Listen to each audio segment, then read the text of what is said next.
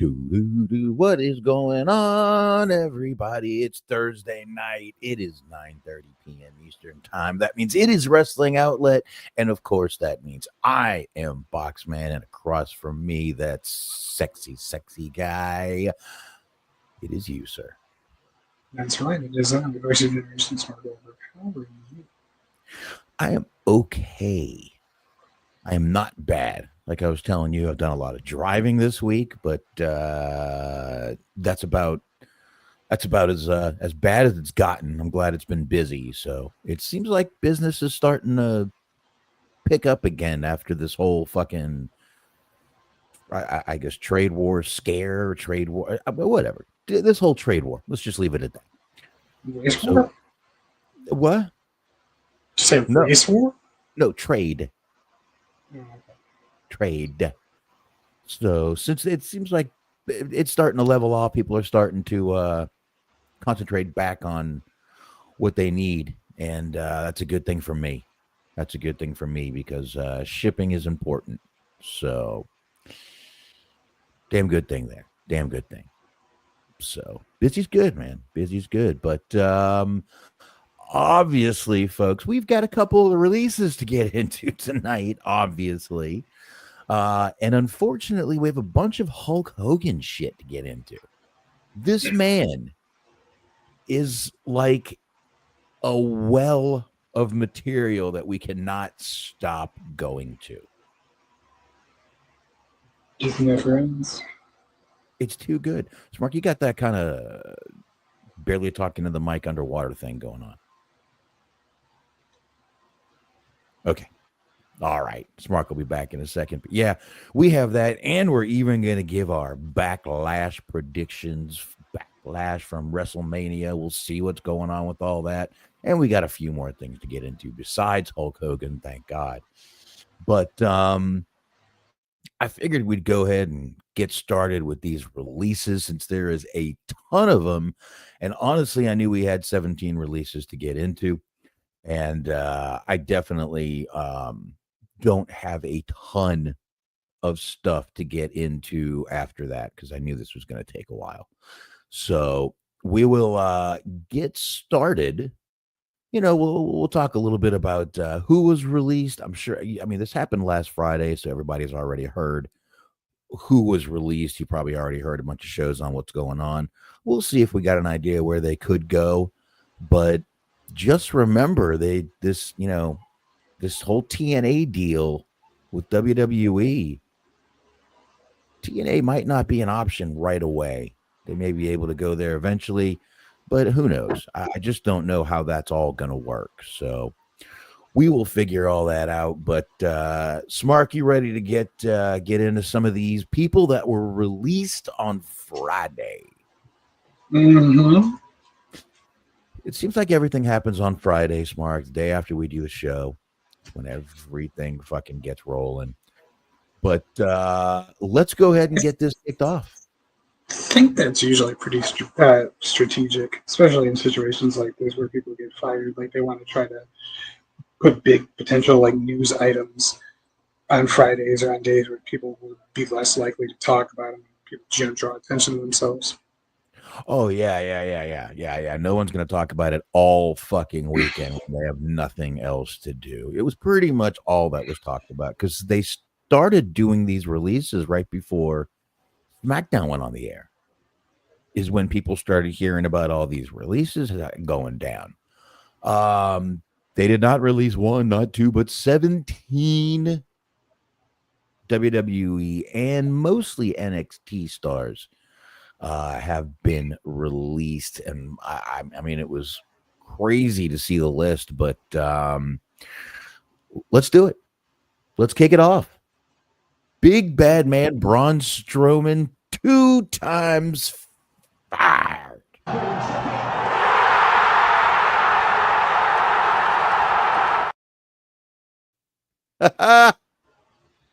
And just in case anybody would like to wonder why it is that I played the cheering sound effect, I'll go ahead and read this once again. This is from the man himself. Here we go with more. Does somebody pay for my bill stuff? If you can't afford to pay your bills, maybe you should change professions. That's why I quit strongman. I loved it, but I couldn't afford to live. So instead of making a GoFundMe or Patreon, wanting somebody else to take care of me, I went out and worked harder than I ever have in my life to get where I am. What happened to being accountable for your own actions?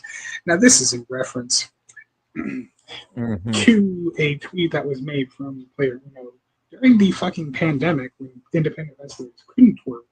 Not even specifically linking to any one specific GoFundMe or Patreon, just saying, hey, if you have the money, can you maybe buy people's merchandise? If you have the options available to you, if you can help them out, maybe do so because they need the support. That was his response to that during a fucking pandemic. So each and every time he gets fired, which has been at least 2 or 3 times at this point, I celebrate just a little bit. I get it. And for some reason, now your voice is still going in and out when you're talking. I don't know if you're away from the mic or what, but move that. Oh, there you go. We better? We better? Oh, that's fucking awesome. Just do that the whole time. Let's just that would be an awesome show right there. Nice and creepy. Some ASMR action. Ooh, yeah, there you go. Some people would listen for that. I'm not sure. I mean, I could turn you down a little, but if the view count goes up, that puts me in a very vicarious position. Okay. So Braun Strowman twice released, folks. If you remember, he was released back in 2022, and he posted a video of him going on a big boat, just kind of going, I don't give a shit. This, I'm sorry. I hope this guy goes back to fucking losing at arm wrestling and doing nothing because he's just sort of a douchebag. Yes, he is. He's just kind of a douchebag. And, I mean, this is the second, they released him. And when all the stuff went down, Triple H brought him back when he was back to head of creative and stuff. And my puppies, that's the puppies playing. I can't stop it. But just the guy is just sort of comes off like kind of a tool. There you go. I like Tool. Tool. Well, yeah, not to be confused with the band. No, I like the band. This guy, not so much. But yeah, I don't know where anybody would take. I don't know if he. First of all, you no way he could go to AEW. They don't even know how to use big guys. Remember me so low. Yeah, you know what? Hollywood Hangout already got pulled by YouTube from last week. Let's not get this show pulled from playing fucking clips. Yeah. The AEW can't even use big guys. We've known this. The only one they're even attempting to do something with right now is Hobbs, and I'm sure they'll fumble it. They always do with the big guys. But and then what? He goes to TNA. Why? TNA is basically WWE's partner now.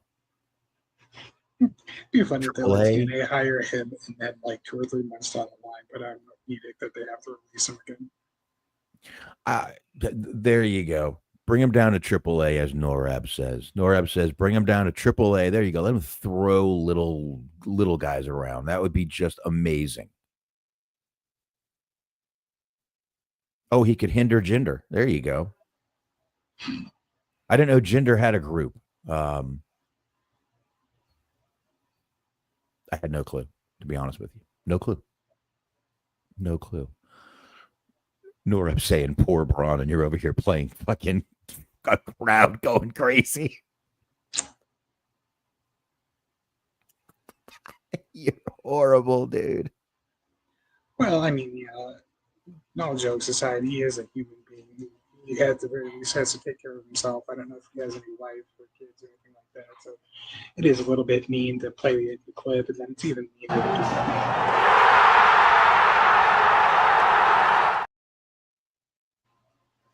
Oh my God. I don't know. I don't think this guy is viable anywhere but WWE.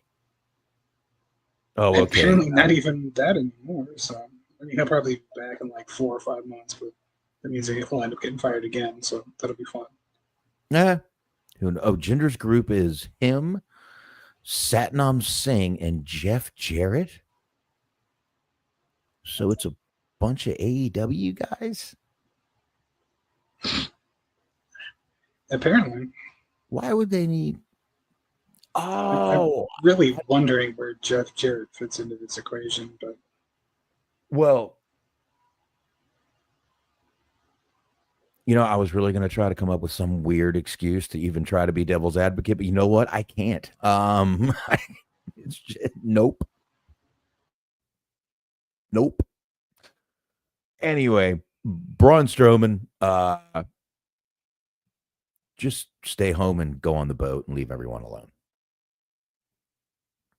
I like that. I think that's what he should do. So let's move on to the next one, since we don't really care about Braun Strowman very much on this show, obviously. Let's move on a little bit. We've got Cora Jade was also released. There you go. Cora Jade. I believe she's the one that just came, that even got new boobs for this business.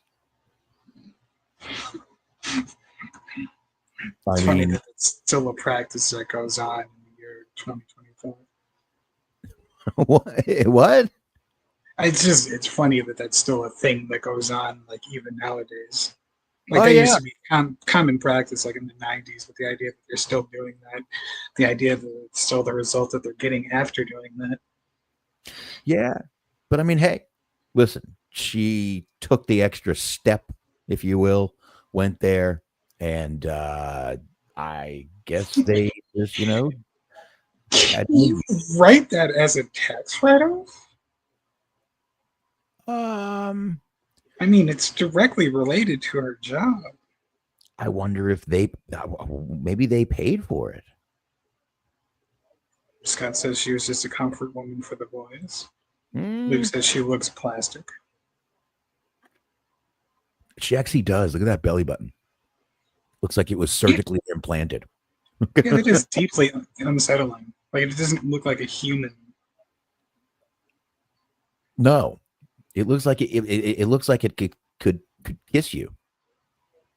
I mean, she's a pretty girl.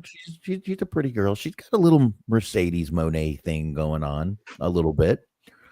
I don't know. I actually could see her going to an AEW, possibly. I mean, that's the thing. There's so few places these girls can go. Her fingers look like AI drew them. I don't. This is. I mean, there's a person in the background. This is a real picture. I hate to tell you that, but it is. See the little dude in the background and everything. Shirt spelled right, I think. Yeah. But yeah, okay. Norab's saying she's bringing drama at the moment. Her relationship. I know the whole Punk defense tweets. And whatever she wants to defend Punk, she's allowed to do that. I mean, she was taking pictures with him. She's a friend. I unfortunately, as he's saying, I think a lot of these girls are going to end up on OnlyFans. Well, she's already there. I don't know if Scott knew that or if he was just suggesting that she should, but that is the newest business venture that she's decided to pursue. So it's gonna be. It's gonna be for a few of these girls that we're gonna mention coming up here. Unfortunately, listen.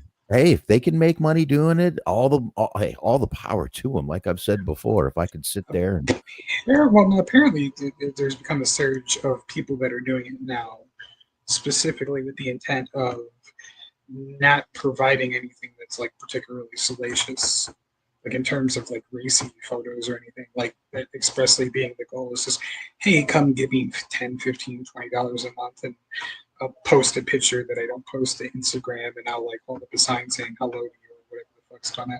I don't know if you heard about this. I don't know why you would have heard about this or why you would care, but the former child actor, Amanda Bynes, she has one. And she's literally just saying, like, straight up, not going to post anything racy. But if you give me, I think it's like fucking $50 or $100 a month, she's going to talk about her time at Nickelodeon, which is basically, hey, you're pony up $50 to hear about how I got molested by a weirdo. It's like that is unsettling. Yeah, that's going to be fun. Great Yes, for the whole family. there you Noreb, good point. They could always join the RVD only wrestlers. They could do that. Is that still a thing? That seemed like a giant. It is. It is. I believe so. Very Why you want to check out the website again? You want to check out the website again? We could do that. Of course I do. Give me a second. Oh, I'm going. I'm already typing. Onlywrestlers.com. Oh, there it is. Yeah, it's still there. Oh my God, they have an app and everything now. Look at that. Why is it so big? There we go. Lower it. There we go. Yeah, you've got oh wow, they have tickets. I mean, they're pushing. Listen, when we first went to this site, it wasn't much, but I mean, they're pushing tickets to events on this site now. Oh, here, let me just save it or share it. Let's get rid of Cora Jade. Bye, bitch.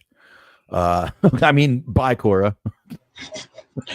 Oh, and I'm the one that's unsympathetic to people's plights. I was at least making fun of somebody that was kicking an entire fucking subsect of people who were just trying to get paid during a fucking pandemic. You're like, get this bitch off my screen. You know, whatever. Look, you can get tickets to events on here. Which isn't, I mean, that's a great thing right there. You can meet and greet right here with Slamio. Never heard of this guy. Dude's ripped as hell. Let's see. You can push in some Dark Side of the Ring stuff. I refuse to believe that's a real person. Slamio seems like somebody that NORAD does about every week that we only sort of tangentially know. Maybe he's doing a Slammy. Oh no, is he part of the Hugsy extended universe? Holy shit, that's Moose. What am I fucking doing? That's Moose. Slamio like is a fucking off-brand cameo. Like cameo, Slamio. I fucked that up. That was my fault. I apologize. Okay, I got you. I got distracted here. I was looking at the dog for a second. Now pushing Dark Side of the Ring. Doing that. What do we got here? Tully Bertorelli, the self-proclaimed other Tully B. Okay, there you go. Tully B. I'm the other one, not that guy. I'm the other guy. So you can get. I mean, let's see. Let's see what wrestlers are on here. Katie Forbes, of course. Jordan Blue is joined. Melissa Santos. Charlie Haas looking sober. That's a good thing. Sabu, Brian Cage. You just mentioned it's a good thing that Charlie Haas is looking sober that immediately transitioned to Sabu. As well. Oh, the irony. Well, I mean, he was next on the list. I'll go with the way I'm going here. Brian Cage, Hollywood Haley J.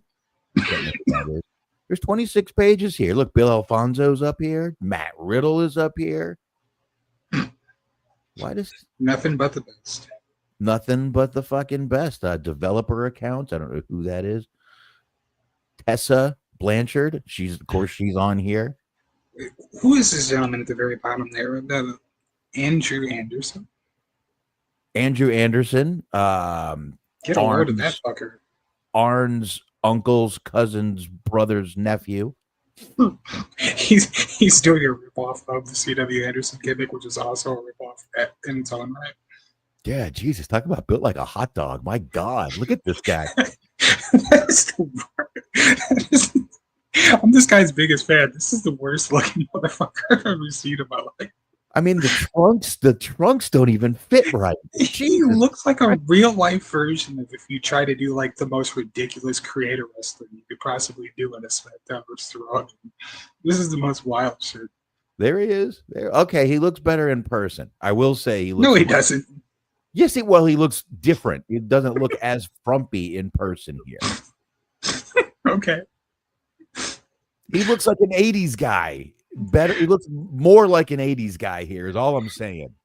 Hold on, it's been a minute. This seems justified. Get him out of here! He's got AIDS!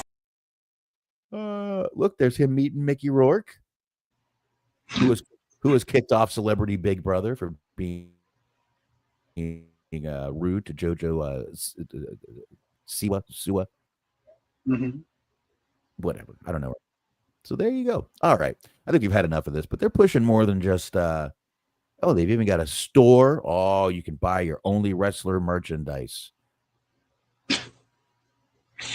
They better sell Oh my fanny gosh. packs. If not, it's a missed Oh, you wait, you have to buy them with points. That's a weird thing. Okay.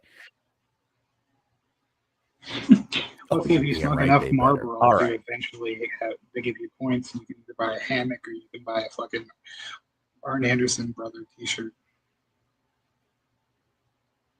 Oh, I remember the Marlboro miles. Mm-hmm. I switched to Marlboro just for the miles. That's why I went to Marlboro mediums, So yeah, actually. Okay. Next up, folks, Dakota Kai. That's right. says most wrestlers Dakota. have OnlyFans to Ben have an OnlyFans. Oh, you're right, they do. This is yet another double released person. She was released again back in this same time Braun was last time. Maybe Braun is just a bad thing for people because he was released this last time in April also. She was part of the Damage Control with Bailey and Io Sky. So not anymore. I don't know. Here's another girl I could probably see going over to AEW. Maybe. I don't know. She didn't do a ton. She had a little bit of that of a push. I think it was her and Rhea when she was in NXT. Had a whole little thing going. I think it was her and Rhea. Oh, no, I think I know who you're talking about, but it wasn't her. It was a tag team partner. It might have been, was it Cora Jane? Maybe I remember they had a few. I forget who it was, but she had a little push going on over there in NXT, but never really went past that.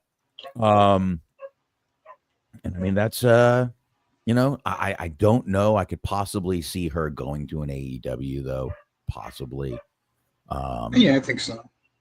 You know, and most of these NXT girls, well, she wasn't really an NXT girl. She was on the main roster. So if she's going to have a 90-day, most of the NXT girls are only going to have a 30. So, you know, that's going to be that. So there you go. Not quite sure where she's going to go. Then we've got, I got to tell y'all, I'll be honest. I don't know all of the people that were released. I really do not.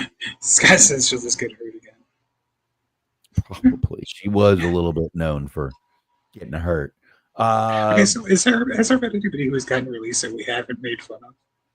Because like I felt good about the Braun Strowman thing, but then afterwards, like this is just started getting increasingly more mean spirited, which is still a good thing, I guess. But I don't think it's going to stop here. get a load of this fucker. Oro Mensa was this gentleman's name. I don't know who he is. I'm not quite sure. All right, very good. Moving on. Not quite sure. What I do know is he was in the NXT UK in 2019 when they sort of dissolved that. He was brought up in 2022. What? I just read that comment in real time, and then when I got to the end, it fucking popped me. This guy says, no one knows all these people. Anyone saying otherwise has turbo autism. Well, I'm glad I don't have that at least. And I'll admit, I have never seen this guy on TV. I don't know if he made it to TV. Let me see here. Soon. Okay. He was one of the guys in Metaphor with Noam Dar, Lash Legend, and Jakara Jackson. Hey, we'll be talking about Jakara Jackson in just a few minutes here. So don't know. I really got to tell you, his name in NXT UK was Oliver Carter. Not sure which is worse, the Mensa name or Oliver Carter. Kind of like Oliver Carter. It sounds very. I mean, you put it together fast. It's almost Olive Garden. See, there you could have put up an Attorney D'Angelo instead. Man, I could go for some breadsticks, Mm-hmm. some salad. Ooh, that salad is good. Comes out ice cold. That shit is good. Nah, What? I don't like the dressing they use on there. They fucking slather it on there, and it tastes all kinds of disgusting. Oh, you kidding? I get extra dressing. It tastes like deep fried salad. Like I know it's a weird thing to bitch about when you're talking about going to the Olive Garden in the first place, but like they did everything they could to remove even the slightest hint of it being remotely healthy. Just like, yeah, no, fuck this shit. Oh well, I mean, if you use Italian dressing, it's got sugar in it, unless you put fake sugar in it, and then it tastes awful. But I don't typically at the Olive Garden they don't really give you a choice, but I typically don't eat salad with dressing because I'm a psychopath. Yeah, that's pretty psycho. But I mean, I can acknowledge it, but that's just what it is. More psycho, I knew a girl who wouldn't use dressing either, but would put ketchup on her salad. Mm. Yes, she was weird. She was a weirdo. But I stayed away from her because that was a red flag to me. Agreed. Somehow that became a red flag to me, but she was cool. She was cool. But that was a very weird thing. She would just get her salad plain and ask for ketchup and put it on her salad. That's just gross. I guess if you eat a burger, you kind of got a salad on top of it, but some people. But that's with meat. I don't know. Okay, if you get a steak salad, that's fine with ketchup. But that means the steak is dry, in my opinion. I think that makes it worse. I can't advocate putting steak or ketchup on steak. If I put ketchup on steak, it is gross. It is horrible. I just want to eat it because I'm hungry. Otherwise, no. Hi. There you go. Oh, I'm sorry. My daughter walked in here. Hi. Oh, did you get a sleep mask? Yeah. You got a unicorn sleep mask? Mommy said I could bring it to school for nap time. You're gonna bring it to school for nap time? Mm-hmm. Okay. I would like to know, did you ask Just Incredible to serve you at the Olive Garden? I don't think he lives in Texas. Bye. I'm glad you're home. She gets very excited about new things. I know. Anyway, so here was this guy. What? Oh, all right.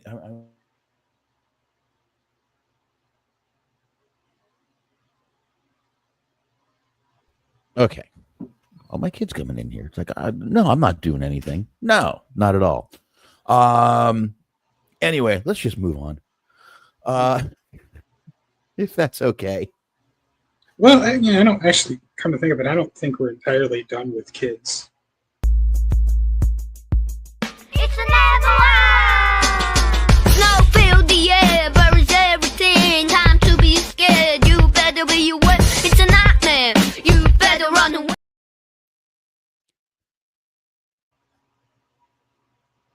All right, there we go. Good night, Luke. I just figured that was obligatory since we've already had a couple of kids.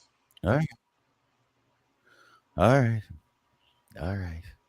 Well, anyway, the next release we're going to talk about is Jakara Jackson, who we just talked about just a couple of minutes ago. Part of the Metaphor.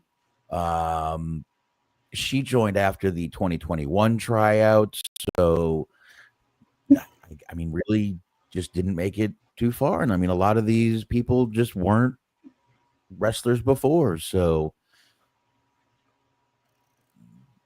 Metaphor gone. Metaphor. Just not a good name for a tag team. But anyway, there you go, Smark.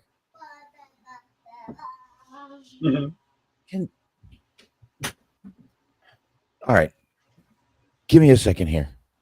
Sure, of course. Okay. Hold on. Luke wants to know metaphor or mega whore. Scott says that it is better than all the fired scrubs. And of course, everybody is happy that the Avalanche lad has returned. Not everybody. Okay, fair enough. Not everybody, but some people, sure. Even the Pope can't help the pain. The new Pope, folks. That's right, the new Pope. The new Pope. We have a new. That's right. We have a new Pope. Pretty awesome. Pretty awesome. So, there you go. I mean, what? I just remembered that I have administrative powers back, so but I had deleted that comment. Hopefully that didn't kick him. If I kicked him, I'm sorry. I don't think it did, though. No, I don't get kicked anybody. Was it that bad? No, it's embarrassing. I'm not gonna have that kind of slander if I'm in charge. Get out of here. Take your blasphemy elsewhere. Son of a gun. Oh, did they make fun of you? Damn it! I would have highlighted that real quick. I highlighted it for a minute, then I deleted it. Oh, okay. So how dare you? Probably looking at something. But anyway, the career highlight for her was she had a match at Crown Jewel when her and Lash Legend challenged for the WWE Women's Tag Team Championship. And that is pretty much it. I don't know. I don't see her going to an AEW. I really don't. So I have no clue where she's going to end up. Really, like I said, didn't make it very far. So I don't know. Let it go. Let it go. Jakara Jackson. Bye-bye, Jakara Jackson. Bye-bye. So sorry, Miss Jackson. That's it. We didn't make fun of her. Did we? No, I think we got through it without making fun of her. Luke says, Chicago, you can have a Pope or a 4,000-yard passer. Which do you choose? A Pope? Hey, Luke, I've been waiting to use the sound drop for a minute, so this one's for you. Fuck you. Tekura. Fuck you.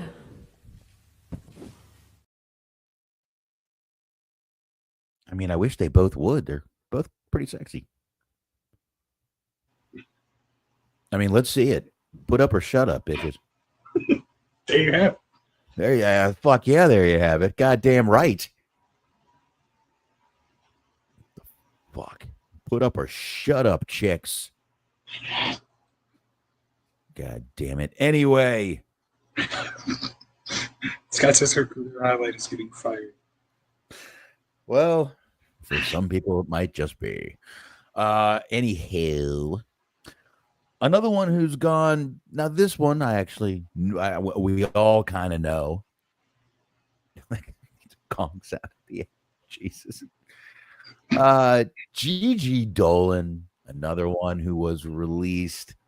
I believe she was still hurt, if I'm not mistaken. They haven't used her in a while now. Former wife or girl, I think wife of Darby Allin. We all know she has done a few crazy spots on the indies, tampons, lollipops. Honestly, I think she'd be a good pickup by AEW. Love that song. Tampons, lollipops, and rainbows, everything. But I actually think she'd be a good pickup by AEW, believe it or not. She's a different looking person. She's got a different look to her. She's kind of got a little bit of a Saraya or Paige kind of thing going, but she's a little more. I mean, she's a little more unique than they are. So I could see AEW bringing her in, and I think she would actually be a pretty good fit over there, to be honest with you. I don't think she'd be a good fit at TNA. Tampon girl. There you go. The world's worst. There you go. There you go, your little tampon girl. There you go. He likes little tampon girl. I don't blame you. I don't blame you. She's cute. She's got a great butt. Let's just be honest here. Let's just fucking lay it out. For 2025, she got a great ass. Okay? She's got a great ass. You got your head all the way up it. They got it. I used to have that drop. God damn it! I can't find and I that drive doesn't work. This. Trina says, sorry, I don't watch modern wrestling. Are these people all from the trans wrestlers division? Transatlantic territory? Yes, the transatlantic territory is where they're going to go. That new territory out in the transatlantic. I don't know. No, this honestly is not a good picture of Gigi Dolan. Looks weird. It looks like she just turned her head at the wrong time. The light's hitting her weird. She's a pretty girl. Mm-hmm. Again, with a great ass. No, I wouldn't be surprised if she ends up in AEW. Like you said, she has a unique look. She's a pretty solid wrestler. She's got decent charisma. People like her. Yes, they do. I mean, I know. Oh, no, she'd be there with her ex. Darby's climbing right now. He may not make it. And by the way, I heard a lot of people complaining. Why is AEW not pushing the fact that Darby Allin is all climbing that mountain? I have a very good explanation. If he dies, they don't want to be associated with it. Scott says she's also a gypsy. I'm not being racist. Well, good. Don't be racist. We can't have that. She was on the show on TLC. How is gypsy racist? What the fuck is happening here? What are you supposed to call him now? Romani? I don't know. I didn't know gypsy was racist. I'm sorry. I didn't get that memo. But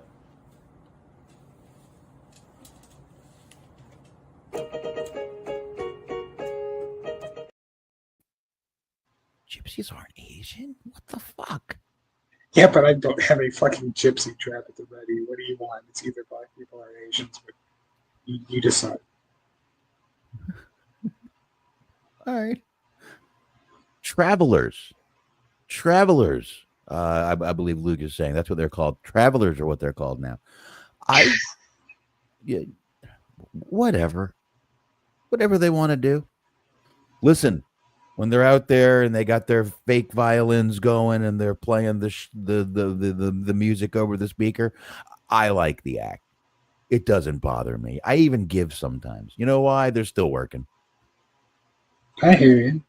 They're still working. They're doing something. They're not just sitting there begging for money. He's faking playing the violin. Maybe not. You know what? I don't give a fuck. If I got cash on me, I'll throw a little out there. They have. I'd like to know, can we have the Hugsy Hour segment? No. I don't know is there like a Hugsy Hour, like the name of the show, or does he want us to talk about Hugsy for an hour? We can have a Hugsy Minute segment. It's time for the Hugsy Minute, sponsored by the Hugsy Quickie, we're going to call it. You like that? We're going to give Hugsy a quickie. Huh? I don't just like it. I love it. The latter. Oh, he wants us to talk about Hugsy for an hour. I don't know. It's going to be a lot of dead air because I only vaguely know who that is, even though you've told me about him several times. Yeah, you have. And I'm glad you have something you enjoy, but weird. Can that be the name of the episode? What, the Hugsy Hour segment? Absolutely. Maybe. Well, absolutely, babe. All right, fair. Let's keep going. Let's see where this ends up and go from there. Because we've got a few more to talk about here. Sorry, folks. Oh, man, I got to tell you, since Saturday, my voice has not been the same. Me and Anthony did a 3-hour show on the Breakfast Club for Hollywood Hangout. See you, Luke. Later, Luke. Appreciate you stopping by, my man. Thank you. So let's go to the next one, who I'm not quite sure who the fuck this is. This is Riley Osborne, everybody. Not related to Ozzy. So I have no clue who this guy is. But I think he was another one that did the same thing. Came over from the NXT UK roster. Came over here in 2023. So there you go. Now, with a lot of these people that came over from UK, you got to wonder what's going to happen. They're probably on work visas. Trump ain't going to stand for that shit, motherfuckers. Y'all better get the fuck out now. Just okay. I think more than anything, they just signed a bunch of people from the UK so they could do the NXT UK situation. Fucking Right. Basically, from what I understand, killed a large chunk of the fucking British/UK wrestling scene. Then they stopped doing the NXT UK, and now they just basically fired everybody. So, yeah, good for them. That shouldn't be a cautionary tale for their fucking fans in Mexico. Scott says they're going to El Salvador, baby. Hell yeah, dude. Hell yeah. Say hi to Abreco, whatever his name is. I don't know. Nora says, all I know is he is married to Blair Davenport, and he is part of Chase U. Yep. That's about the information I have. And I think the career highlight for him is marrying Blair Davenport. That's pretty much it. He says he also claimed he got fired while he was recovering from a foot injury. Apparently, they're just firing a bunch of people that are injured now. That's pretty cool. Well, they're doing that. And it's funny. They're letting contracts expire instead of just like what we'll talk about Shotzi in a little while. They're just going to let wow. Wonder where they got that one from. Sounds familiar. Nice.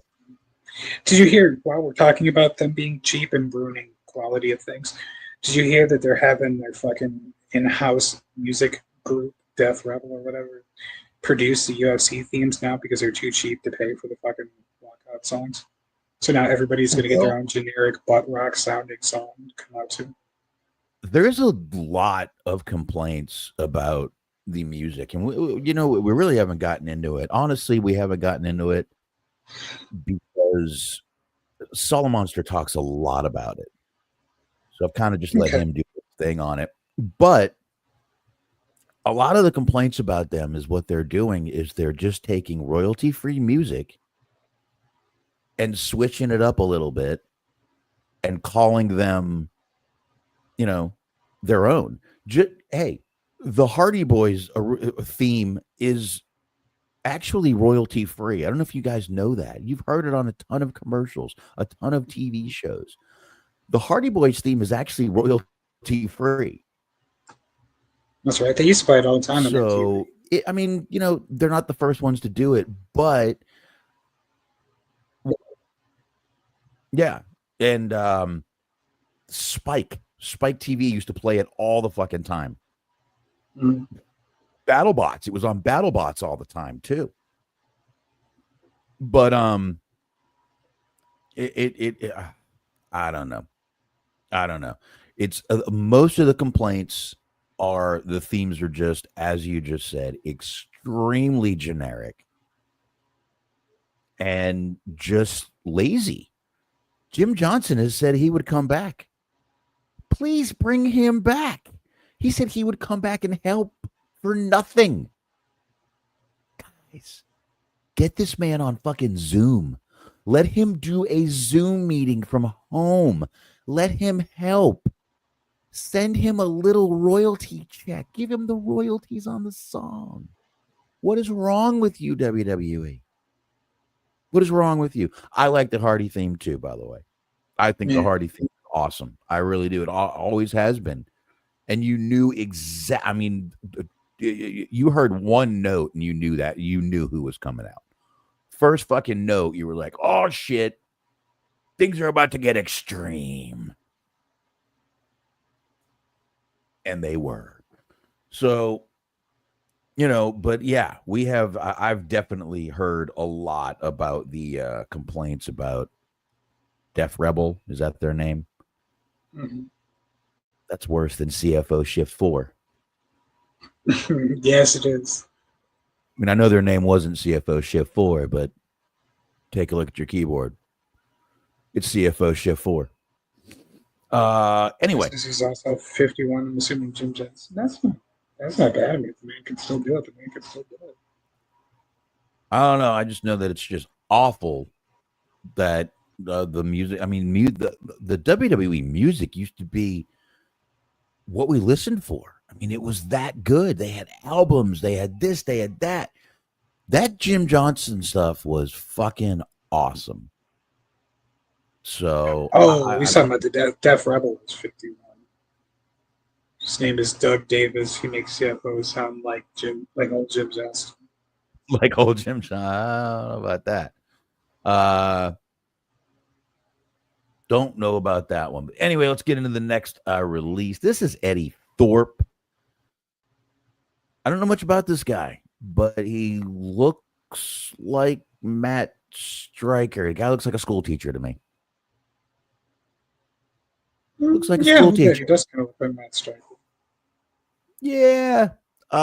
He was a guy that came over from New Japan, actually, as Carl, where he was Carl Fredericks. I almost said Fredericks. What the fuck is wrong with me? It's his WWE name, Carl Fredericks. He became I love this. During his time in NXT, Thorpe notably became a specialist in NXT underground matches. With wins over Damon Kemp and Dijak before losing to Trick Williams.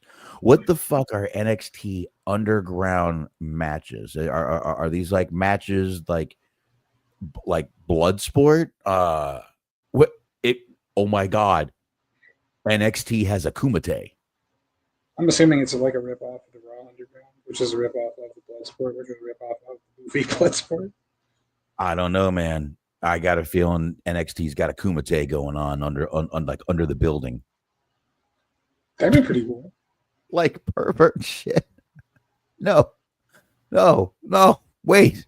No, we didn't know. We didn't. Wait. How did you draw that conclusion from what we just fucking said? Jesus Christ. I mean, it's not that hard of a stretch. If they have like an underground fight club, they might have an underground sex dungeon. Who knows? Okay. That would actually be pretty cool if they bought AAA now. So like they're firing a bunch of people instead of just firing a bunch of people online. If I could bring back Lucha Underground, you just have like people get killed on air instead of just firing them online. Just have fucking get sacrificed to some Mexican god. I mean, you can't. Actually, you totally can.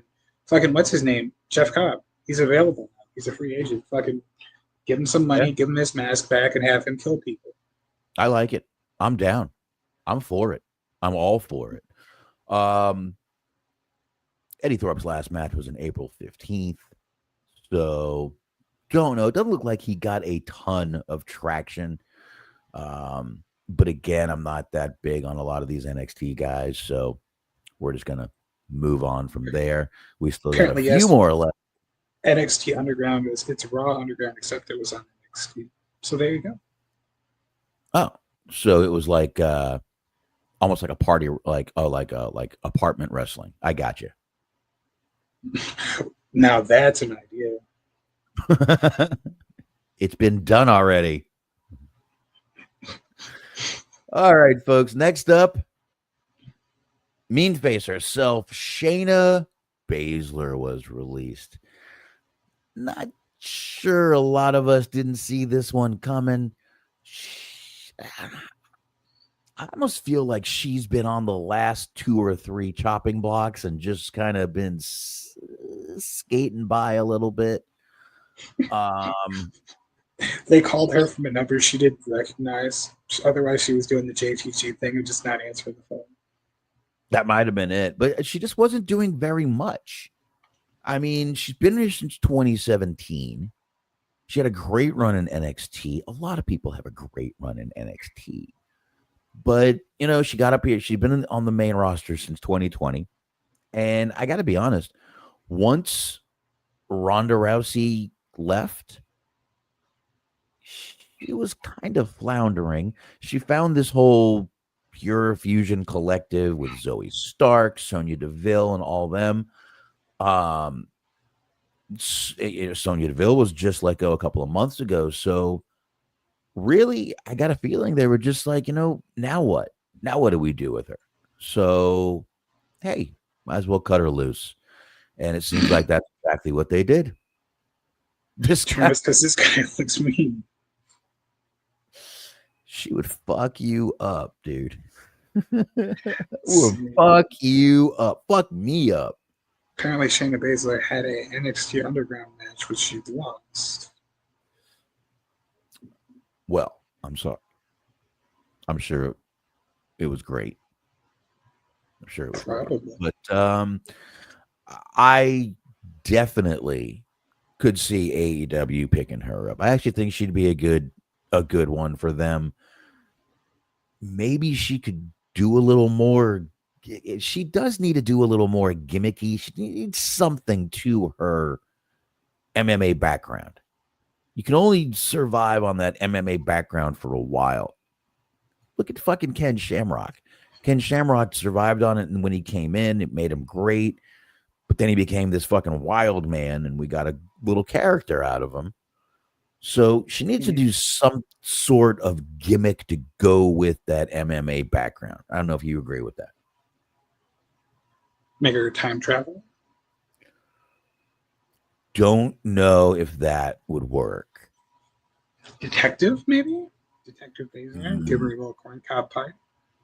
Okay, detective, you're going a little more butch. I'm liking it. Oh, shit, I got it. Gym teacher Shayna Baszler. Done. You bring in Dakota Kai. She's one of the kids that she also had. We got fucking jobs for 2 people now. Yep, done. That's what it is. Gym teacher. I like it. He just kicks everyone's ass. Oh my God, that would be awesome. Bring her. Yeah. A whistle, fucking high socks, those shorts from like the 70s. That's right. I mean, pretty much this is what the fucking gym teachers used to look like, folks. Mm-hmm. Now they come, and now, Jesus Christ. Teachers now are like fucking 20 years old, 22-year-old, and hot, banging students. What the hell? The hell were these teachers when I was growing up?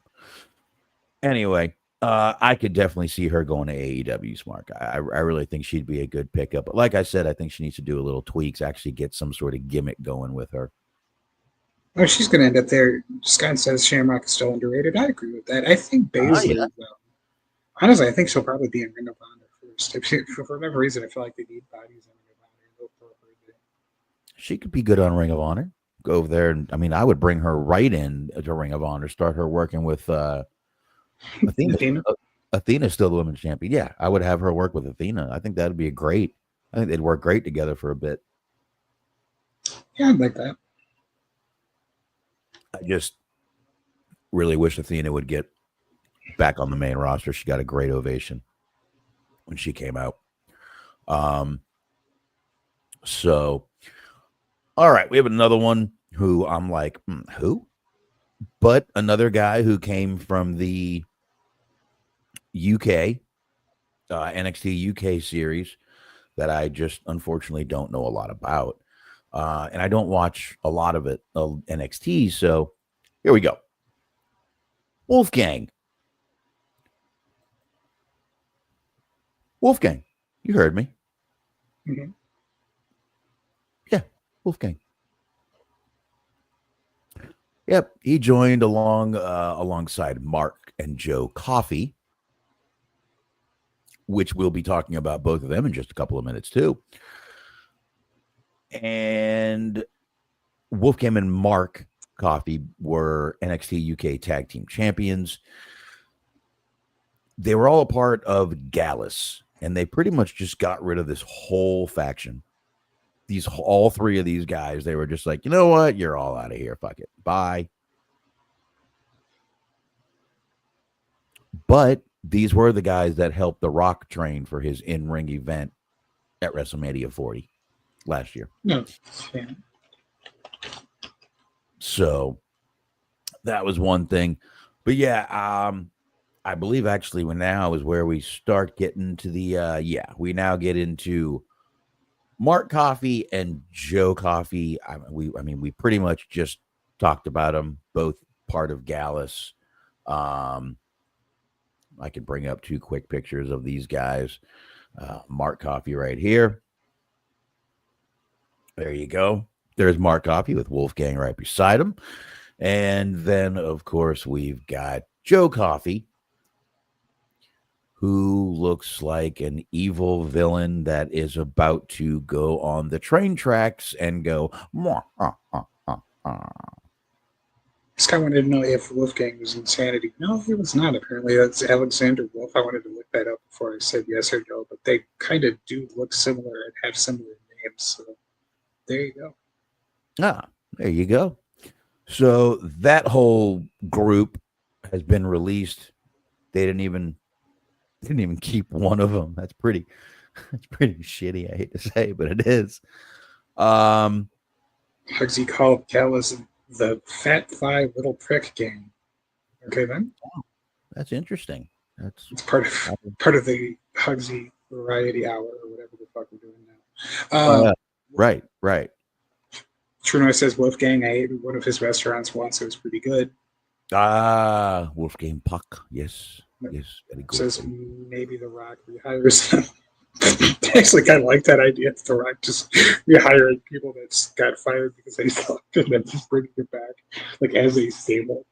That would be funny. That would be fucking funny. There you go, folks. We've got Javier Bernal. Had a knee injury in June of 2024 and has not been back on TV. Actually did have a live event match on April 26th. Everyone thought he was coming back. He's not. And his career highlight, he's in a relationship with NXT star Tatum Paxley.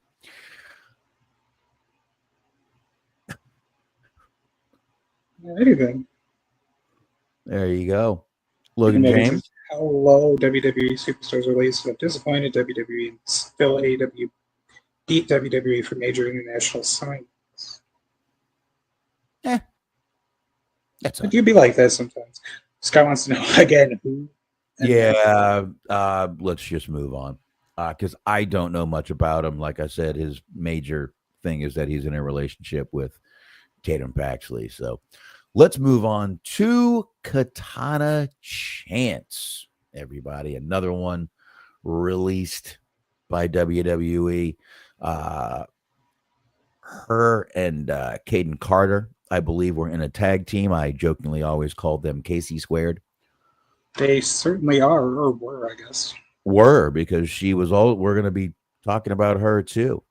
Oh yeah. Yeah. Yep. So she was we all know she was here. She's been here since 2022. And they were tag team champions for a little while. WWE tag team champs for a little while. I'm sorry, NXT. Oh no, NXT and WWE. And here's another one. They decided to get rid of both Katana Chance and I believe Caden Carter is the next one. Yes, she is. Caden Carter, next one. I'm a little bit surprised they got rid of Chance because it seemed like she do a lot of cool shit. Like she wasn't maybe the best wrestler per se, but she was very athletic. So she could do a lot of like cool flips. She did a lot of cool like aerial moves and shit like that. But for whatever reason, it doesn't seem like they like to have their women do a lot of flips. I don't know why that is, but it is. Because like the only other person I knew that like on their roster that was doing a lot of dives and flips and things of that nature was Shotzi, and we're going to talk about her very soon, as you alluded to. So yeah. Oh, I'm actually a little shocked they got rid of both of them because they were decent. I enjoyed them when they were out there in the ring. I thought they were pretty good. But I don't know where I see these two ending up. I don't know if they're going to be one of those, all right, we're still a team, but I don't see that. I think they're they're gonna split, but we will see. Katana Chance was a dumbass name. Oh yeah, she was originally Casey Catanzaro. Jesus Christ, it's a hard fucking name to say. No wonder they've changed it. Could have just called her fucking. This is again comfort women. Yeah, there you go. Oh, that actually does kind of make me sad to think about. Because at first it was a whimsical joke, but now I'm starting to think about it, and I'm like, well, I don't know if it was a whimsical to imply that they were only being employed because they were getting fucked left and right. But I do kind of wonder if, like, now that Vince is gone, like, there's less shenanigans, so they're just, like, getting rid of the flusies. I don't feel good saying that, but it's like, all right, well, all of the people that are just pieces of ass, you to the road. That's enough. All you pieces of meat like Shayna Baszler, you're getting fired. Fired. I noticed you didn't call Shayna Baszler a comfort woman. What's up with that, Scott? I don't know how comfortable she would be kicking your ass. Next one. Go Scott ahead, says he's not joking. I mean, I am kind of. We get it. Kind of joking, kind of not. I understand. I'd party with Shayna too. I would. I agree. I'd party with Shayna. She'd probably throw you around a little bit. And an important distinction, as Trunar says, for the record, Elijah Berg was the first American-born vote. Goddamn right he was. Goddamn right he was. I actually owe him an apology, slightly, sort of, and this actually doesn't necessarily pertain to this show, but he was asking us on Tits to Lane Purple Team Sports Tuesdays 8:30 if who we were betting on for the Pope, and I thought he was fucking around. I didn't know you could actually bet on who was going to be the Pope. It's apparently a very, very, very popular thing that a lot of people were doing, which seems incredibly sacrilegious and offensive in a way that is kind of funny, but I don't necessarily want to get down with. Yeah, Smark, I don't even know. People will bet on anything. Well, yes, I know this. That is par and parcel of what our show is about, but scary, but they will. Mm-hmm. Next up, Danny Palmer.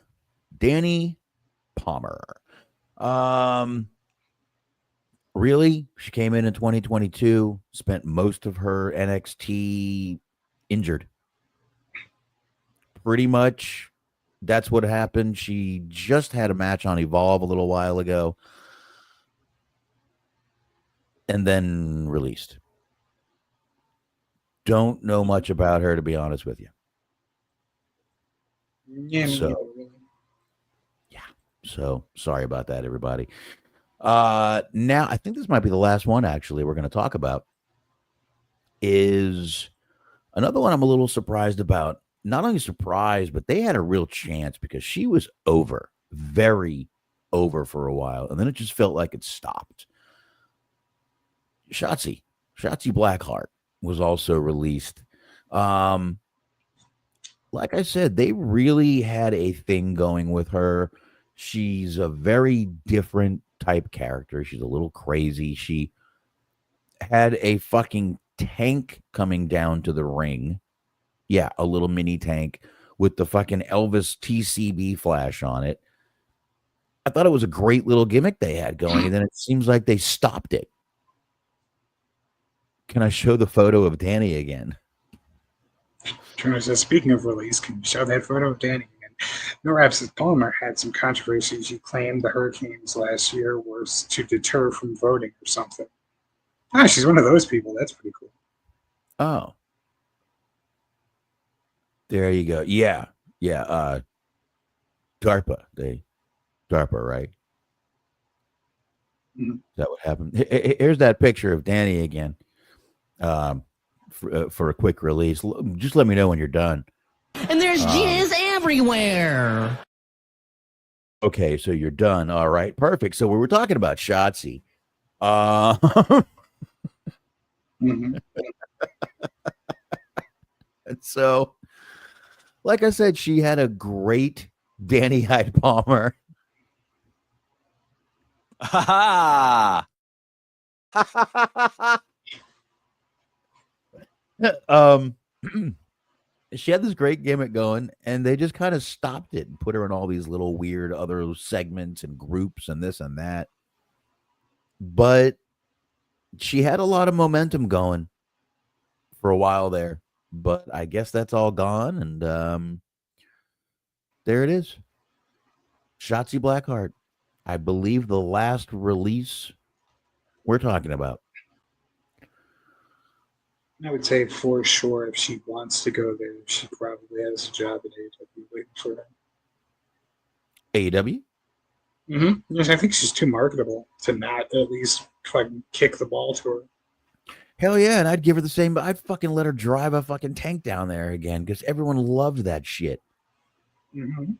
I would fucking definitely bring her in. I would definitely. This guy says they need to fire 50 more people for me to feel better. Oh well, you never know. You never know.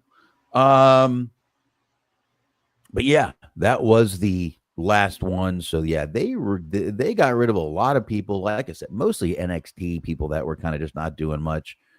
Some injured people. So you know how they clean house in that WWE. Mm-hmm. You know how they do it. As they said 2 or 3 weeks ago, they're just a small, little, locally owned, family underdog company. Right. They can't afford to have so many people on their roster. There's a small mom and pop establishment, the underdog. As they usually are. They're always the underdog. It's what they say. It kind of does. Like if you're one of the people that got released, I wonder if you do kind of. I mean, I know it's just part of the business, but I wonder if you do feel a little bit of animosity where it's like they can't afford to keep you, but they just bought a fucking entire company.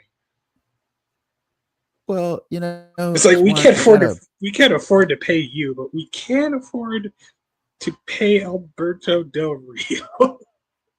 Have fun with that. Go fuck yourselves. That's just painful.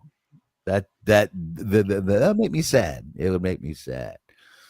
But yeah, I mean, listen, totally different thing. And listen, this is how you afford to buy companies. You get rid of people, unfortunately. And like I said, a lot of these people were either hadn't done much, hadn't had matches in a while. So what are you gonna do?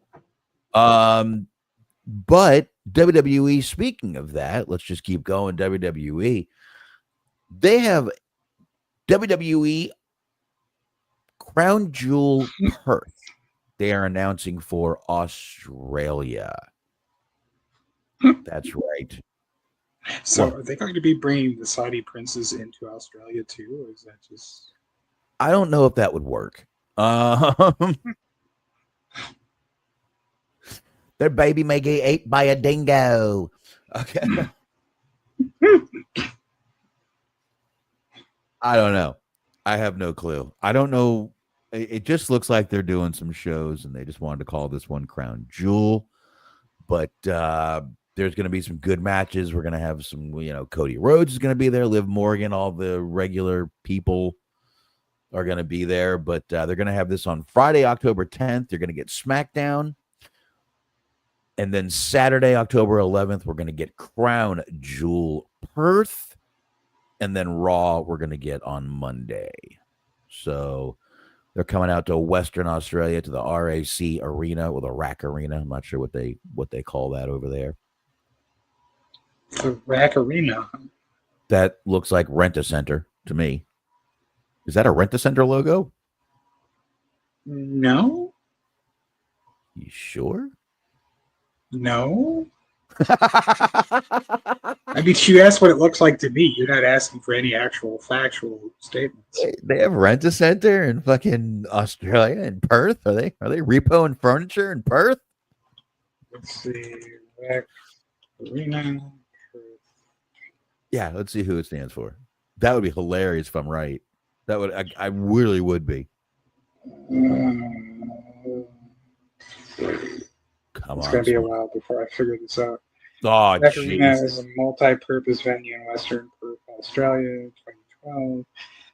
Doesn't seem it is owned by Venues West, which operates HBF Stadium, HBF Arena. No, on the behalf of the state government of Western Australia, and it's managed by the AEG. No, apparently. Okay, I'm so not it's seeing. Rent-A-Center Arena. That's right. It's at the Rent-A-Center Arena in Australia. We're going with it. Fuck it. Hell yeah, brother. Hell yeah. Well, here's some news that you would be thrilled to know. On August 4th, 2018, French-Canadian singer Celine Dion performed at the Arena for the first time as part of Celine Dion Live 2018. This was the first show by Dion since her Taking Chances World Tour to be held in Perth. What was that date? That would be a day they shall ever live in infamy, August 4th, 2018. Goddamn right. It's an infamy. It's my birthday. On October, well, happy birthday, October 12th, 2018, American singer-actress Cher performed for the first time at the arena as part of her Here We Go Again tour. Ooh. Dude, I'll tell you the truth, Uh, man. I would go see Cher. Uh, I would go see Cher. I really would. I would. 100% I would see Cher in concert. Absolutely. if I could turn back time. I would. I mean, she's. Oh, I read that in reverse order. Who's the scumbag? What happened? Give me a second. It's not funny when you get the context, but we were talking about Cher, and the first thing I see is he's a horrible scumbag. Well, no, I do see, and you know what? I actually forgot to get this story. I think we keep hitting this at the same time. There we go. I did hear about this story, and I forgot to get anything on it. So, if you don't mind, I'm going to do this from memory, real quick. Duke the Dumpster Droese was charged with, and I'm paraphrasing because I'm not a fucking lawyer. Basically, he was trying to purchase child porn on the dark web, is what he was doing, and was busted for doing it and being charged. He's being charged with attempted, whatever it is, attempted trying to buy it because they didn't let him, which I don't know. I just, here's what I find confusing about this story.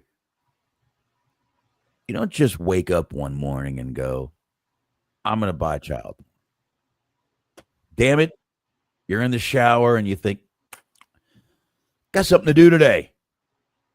It's not usually how it happens. So that is the world's worst grocery list. It's a fucking, you got some Nesquik, you got some child porn, you got a couple of oranges.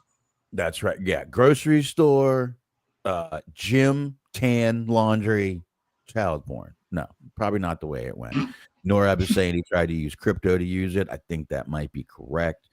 So while you're writing that list, don't forget to sell your forged Roddy Piper autograph 8x10s. I mean, this is a Yahoo News by way of WrestleZone. Former WWE star Duke the Dumpster Droese, he was indicated on one count of attempted aggravated sexual exploitation of a minor. District Attorney General, 31st Judicial District in Tennessee, Chris Stanford, revealed the news in a statement. Droese, Mike Droese, his real name, reportedly used a Coinbase account to attempt to purchase child sexual assault material from the dark web.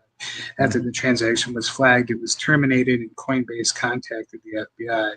The Federal Bureau of Investigation initially received the tip from Coinbase regarding Mr. Droese's attempt to purchase child material.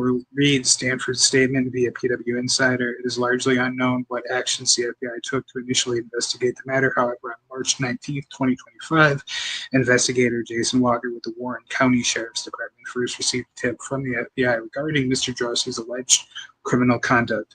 Investigator Walker immediately forwarded the information to me. March 19th, 2025 also marks the first date any local or state law enforcement official had any knowledge of Mr. Droese's alleged criminal conduct. Goes on for a minute, but you get the idea. Yeah, I do. And I'm just wondering, how long has this been going? I don't know. I'll just say this. If you're trying to get something like that, I think the maximum sentence was 4 years. Give him 4. Give him the I disgusting what he was trying to do. Honestly, if I was the fucking FBI, I would have let him fucking buy him, and then I would have busted him for buying him. I would have made it even more of an offense. I don't know why they didn't do that. A fucking, if you're gonna sting, you know, Right. not Steve Borden sting, but you know what I mean. I hear you.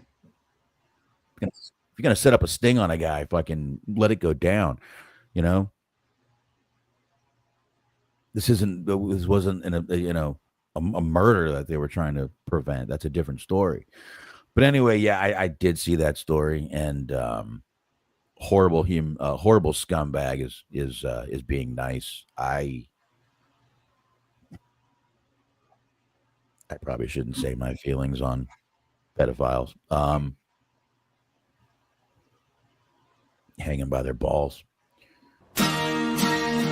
Look at this photograph. It's a picture of a child's ass. I swear to God, I was driving in my car today and said, if we bring up this story, he's going to play this clip. We almost made it to the entirety of this story without me remembering that I had that. I was like, oh, hey, you don't have. All right. I needed that. Lighten up. I did. I needed that. Thank you. I appreciate that. Thank you, my man. Thank you. Let's get into a couple other things here, folks. We just got into the AEW Perth. Well, I'm sorry, WWE, AEW, however. And then, unfortunately, we're going to get in some Hulk Hogan stuff. Mm-hmm. AEW is going to, for 2 weeks, be running. They're going to start with Ring of Honor, and they're going to run starting Friday, September 5th.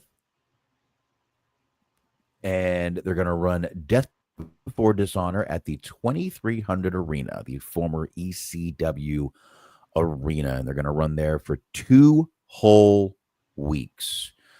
They've got a Dynamite on August 27th all the way through Thursday, September 11th. They're running Dynamite, Collision, Ring of Honor, as I said, Death Before Dishonor. All of it is going to be there. So you're going to have Wednesday, August 27th, Dynamite. Saturday, August 30th, AEW Collision. September 3rd, another Dynamite. September 5th, we just said, Death Before Dishonor. 6th, Collision. The 10th, one more Dynamite. And then on September 11th, they're going to do a special taping of AEW Collision. Not the greatest thing to do on September 11th. We saw a Collision on that date. Wow. Not the best thing to do. Why don't you bring in Muhammad Hassan while you're at it, you motherfucker? All right. My goodness. What? That's an awfully hot coffee pot. What the fuck is that?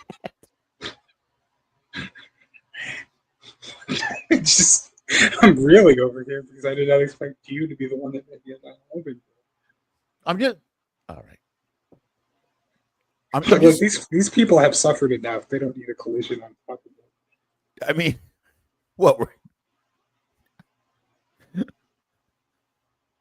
dude, I'm sitting here laughing about it. I think I've gotten over it. I'm laughing about it. We've gotten over it. I mean, now considering his nickname is the Jet, do you think they don't put Knight on the show, do they? Yeah, definitely they do. Definitely. Oh, okay. Definitely, they're going to book the Jet, the Jihad, all of it. They're going to bring them all out. Kevin Knight versus Muhammad Hassan. There you go. They're going to bring them all out on that date. But yeah, they're going to be running for a couple weeks there. So going to be cool. Listen, I got to tell you, I have zero issues with the fact that they actually took a look at their problem, that they weren't filling out these big arenas, and decided they are going to run smaller ones. I don't care. I think it looks better. It does mostly. Running Guys that residencies like they're waiting. like they're Wayne Newton, but not over. But not over. I gotta tell you, I saw Wayne Newton when I was in Vegas with my parents. This was a long time ago. This was probably going on 30 years ago. 40, 32, no, 20 years ago. Probably 20 years ago. And I saw Wayne Newton.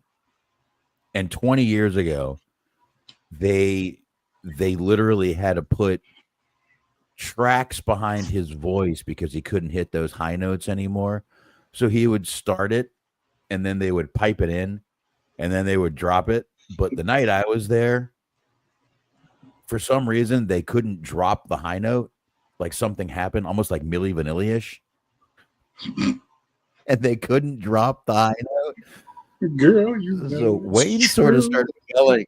Wayne started screaming. He started yelling at the guys. I'm like, motherfucker, this is about to turn into Ford Fairlane. So, but yeah, Wayne Newton was the show I went to was a different show. It was very weird. My parents were a little disappointed because they paid to see the, Wayne Newton, but it was most of it. But he just had a little. Even 20 years ago, that man was already having a problem hitting the high notes. So, so there you go. But Ford Fairlane's an awesome movie. I will say that. Actually, there is a Hollywood hangout on Ford Fairlane, which was actually just done this year. I believe this year.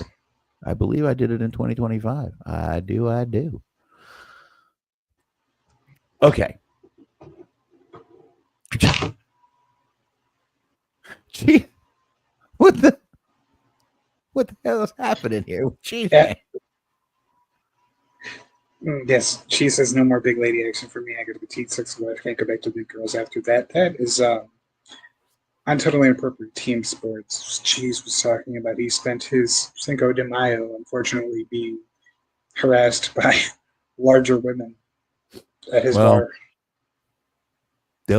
They keep you warm in the winter, dude. I'll say that. Listen, he's a married man is the problem. He's not trying to do any tauntaun action because I'm assuming May the 4th just happened. He's not trying to cut open a big girl and live inside of her Star Wars style. Okay. All right. So just something quick. We don't need to dig into this real quick. This is kind of just a note that AEW is showing Collision this week on TBS, not the usual TNT slot. And it's basically because of the NBA. Possible NBA Game 7 scenarios. So they decided to go ahead and just go directly over to TBS and avoid the risk of having to possibly, postpone or start late. I think it was actually a good move. They actually made a good move for once, in my opinion, on this little decision they made. So that is why they are on a different station this week. They are trying to not get preempted by NBA. Mm-hmm. What do you think of that? I mean, I think it's a good idea. It's not the first time they've been preempted by basketball before, or, in the past anyway. So it's happened before. It's sort of one of those things that happens when you share a network with a team or a channel that has other sports offerings on it. Yeah, I got to tell you, I think AEW has started making a couple of smart business decisions lately instead of stupid ones, which they've been making for the past couple of years. Again, smaller arenas, great idea. You're not selling out the big arenas. Don't make it, at least if you're going to do a show, make it look full. Doesn't matter where it is, make it look full. And they're doing that right now. For whatever it's worth, I wanted to check and make sure it's really not super important. Mm-hmm. But they're actually being preempted by NHL. It's the Golden Knights Oilers game, Edmonton Oilers, at 9 p.m. Saturday. So that because it's a little confusing because they're doing the NBA playoffs and the NHL playoffs both on TNT, TBS, those networks. Okay. TNT, right, so True TV, and Max. Yeah. Okay. So we're about to get into some Hulk Hogan stuff. We've got plenty to talk about with Hulk Hogan right now. But I got a quick video I'm going to play. And Smark actually hasn't seen this because I actually didn't tell him I was going to play it. But I conversely have a video that I would like to play too that I don't know if you've seen. So this will be fun. You start with your video. All right, let's start with Unless my it's the same video, which would be fucking wild. I don't think you have a video of Hulk Hogan, Eric Bischoff, and Izzy Martinez on Fox News. No, I don't. I don't publicly admit to watching Fox News. Kayfabe, brother. I did not watch Fox News. This popped up in my feed as I was looking around today for news, and this popped up in my feed. And I wanted to play this because this is something we talked about last week, how Hulk Hogan, Bischoff, and Izzy Martinez are starting that Real American Freestyle company. Just want to play you a little bit more of what they're doing and what their thoughts are. And our goal is not to be competitive with the Dana White, the UFC, or the WWE, but to be just as big or bigger, because this is an underserved market. But these guys have swagger, right? They're different. They got the profile. That's the goal. The goal is to showcase the world, the sport of wrestling, and showcase these athletes and give them an unbelievable opportunity to be stars, mega stars. Yeah, and Eric, you've already signed, I think, 40. So 3 or 4 dozen guys you've got lined up. They're going to be able to make real money. Yeah, it's taking, freestyle wrestling, amateur wrestling at the collegiate level, Olympic level, we're all familiar with that, but there's nowhere for those athletes to go once that career is over, and this is going to give them an opportunity to make a living doing something they love. And many of them have been doing it since they were like 5 years old, right? So I got to tell you, with the way Eric Bischoff just explained this, it actually does seem like a very good idea. You're taking these amateur wrestling guys who truthfully only they don't make money off doing this. They get to compete and they have to work at fucking Home Depot and this place during the fucking week. But I don't know. I mean, the ones that do it collegiately, they do have NIL deals now. So they do. Marketable enough. True, but they don't make that WWE type coin. And it looks like, listen, I'm not saying this is going to work. I'm not saying this is even a good idea. I'm saying if that's real, what Bischoff just said, there's good intentions behind the idea. And if it works, great. These guys have a chance to make some money if it actually works. And it may work. I don't think it will because Hogan is involved. I think Hogan has poisoned his own career. And I do not feel bad about that because, as I just said, he did it to himself. So I don't feel bad about that. But I will say, as I said, if Bischoff is really telling the truth about this and that's their plan, I like what am I trying to say here? I like the premise behind it. I would just like to see how they pull it off. My worry is that they're going to pull this off by trying to be sports entertainment, amateur wrestling, and it's going to go over like TNA. Like, yeah. That's where I'm leaving it. I got nothing else. I don't know. Scott was saying no one gives a fuck about this real wrestling thing when you have MMA where they can wrestle and they can punch. And I kind of agree with what both of you guys are saying is like, to your end, the people that are actually interested in the actual like amateur wrestling are going to be worried that it's going to have that like pro wrestling stake to it with Hogan and Bischoff being involved. They're going to think it's not as legitimate, which in a sport that is, I believe, judged, they'd have judges. can be up for debate and up for interpretation, whether or not they're, kind of, whether it's fixed or not. So that is a problem. But I agree more so with Scott with what they were saying. Like we were talking about this last week, is like it's specialized. It's specialized. It's a facet of MMA, but it's a specialized facet of MMA where they have the amateur wrestling. They also have like judo competitions and shit like that, where it's like very specific. And I think your average person would rather watch an MMA where it's all encompassed together. You have the boxing, kickboxing, wrestling, judo, Brazilian jiu-jitsu, all that kind of shit, all wrapped into one and can be used at any point versus one very specific, typically less contact version of, like one little subsidized version of one of the aspects of the sport where you could have just instead watch the entire, all-encompassing MMA fights.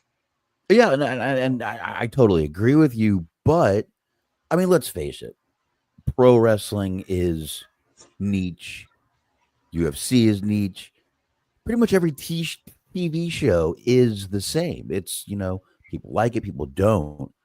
So I don't know what you need to find out. And I mean, I would think these guys did a little bit of research. They seem to think the audience is out there for this. If they didn't do the research, I am very sorry for them. They seem to think they've got an audience for this. They're getting a lot of publicity. Their first show at least will be successful, no matter what. After that, we'll have to see what happens. But I agree. Hogan's legit too toxic to touch these days. I think even outside of like the character issues, just a track record of his business history has not been great. I hate to say, but you put all that aside, you put even the fucking racist stuff aside, and right now we've literally gone back to 2016 to everything has to do with Trump. The fact that he promoted Trump is only going to resonate with certain people. So I hate to say that, and I don't like the fact that we are this divided in our country, but unfortunately, this is where we are. And, reality is going to dictate that only a certain amount of people are going to watch this now because of the fact that he stood up there with Trump. Sure. I mean, there's people that are not going to watch it because of that, and there's people that are going to watch it because of that.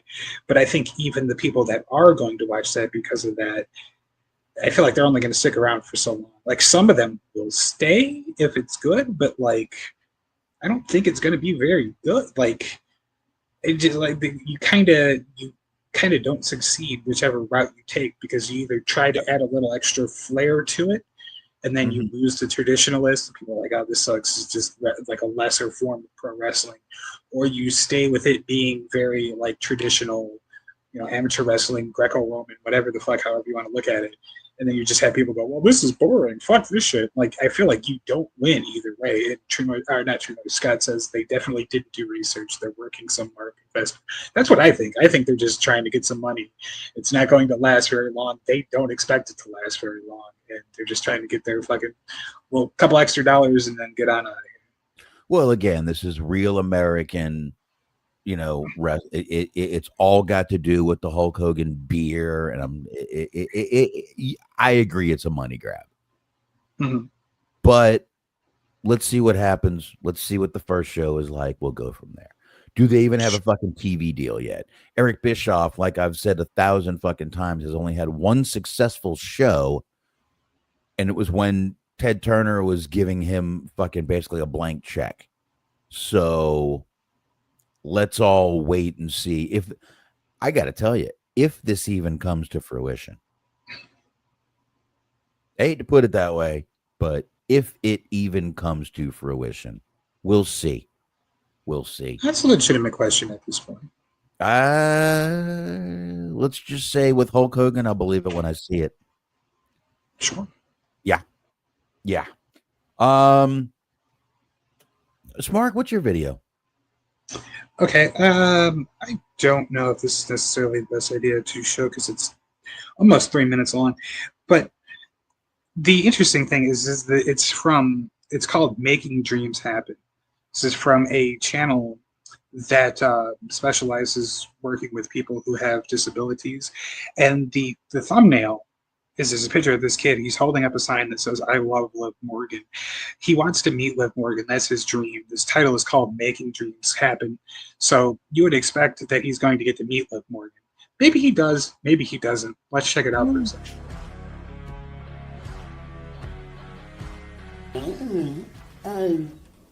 My name is Donna Rush, and I am Alex's speech-language pathologist. Alex came to me one day, and he tried to say this.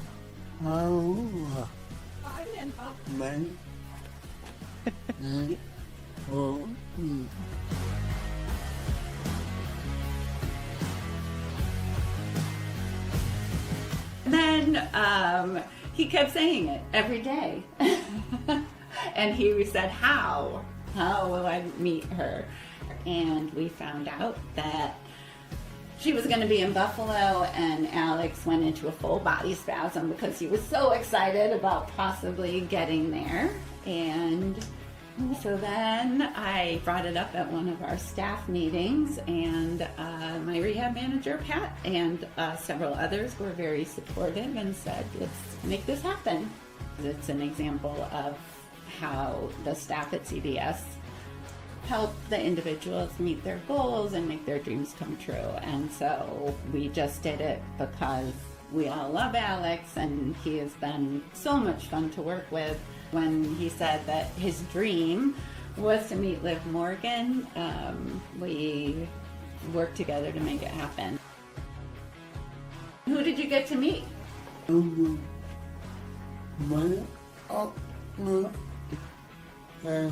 Hulk Hogan. He got to meet Hulk Hogan at a restaurant before, and Hulk Hogan went walking through the restaurant, and he just turned and grabbed Alex and gave him a squeeze, and Alex was just like, oh, we all were.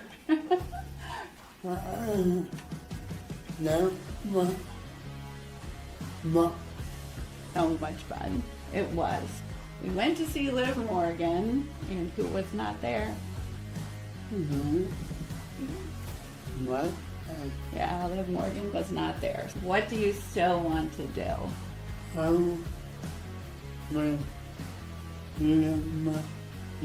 I hope you do get to meet Liv Morgan one day. We tried. We'll try again. He will. I think he will. And like, I wanted to play that not to make fun of that kid, but I wanted to say that like the title of is "Making Dreams Happen." It's a picture of him holding a sign that says he loves Liv Morgan. This whole video is built on him meeting Liv Morgan. He ends up meeting Hulk Hogan. That is the most bait and you did not make dreams happen. You fucking lied to this poor kid. Well, listen, Hogan was at least decent to the kid. We don't know that. There was no video of the interaction. There was just a photo. You got a point, but that is the most bait and switch bullshit I've ever seen. Like, can you imagine even if you just remove the whole idea of like, oh, sexy lady out of the thing? Like, could you imagine like you're super fucking excited to meet like let's say John Cena or something. Like you're super excited to meet Cody Rhodes. And it's like, well, you get to meet Tony Atlas. It's like, no, that's not the same fucking thing. What is wrong with I would rather meet Tony Atlas, but you know what I'm saying? This is fucking I'm personally, I'd rather meet Tony Atlas too. I'd have more fun. Yeah.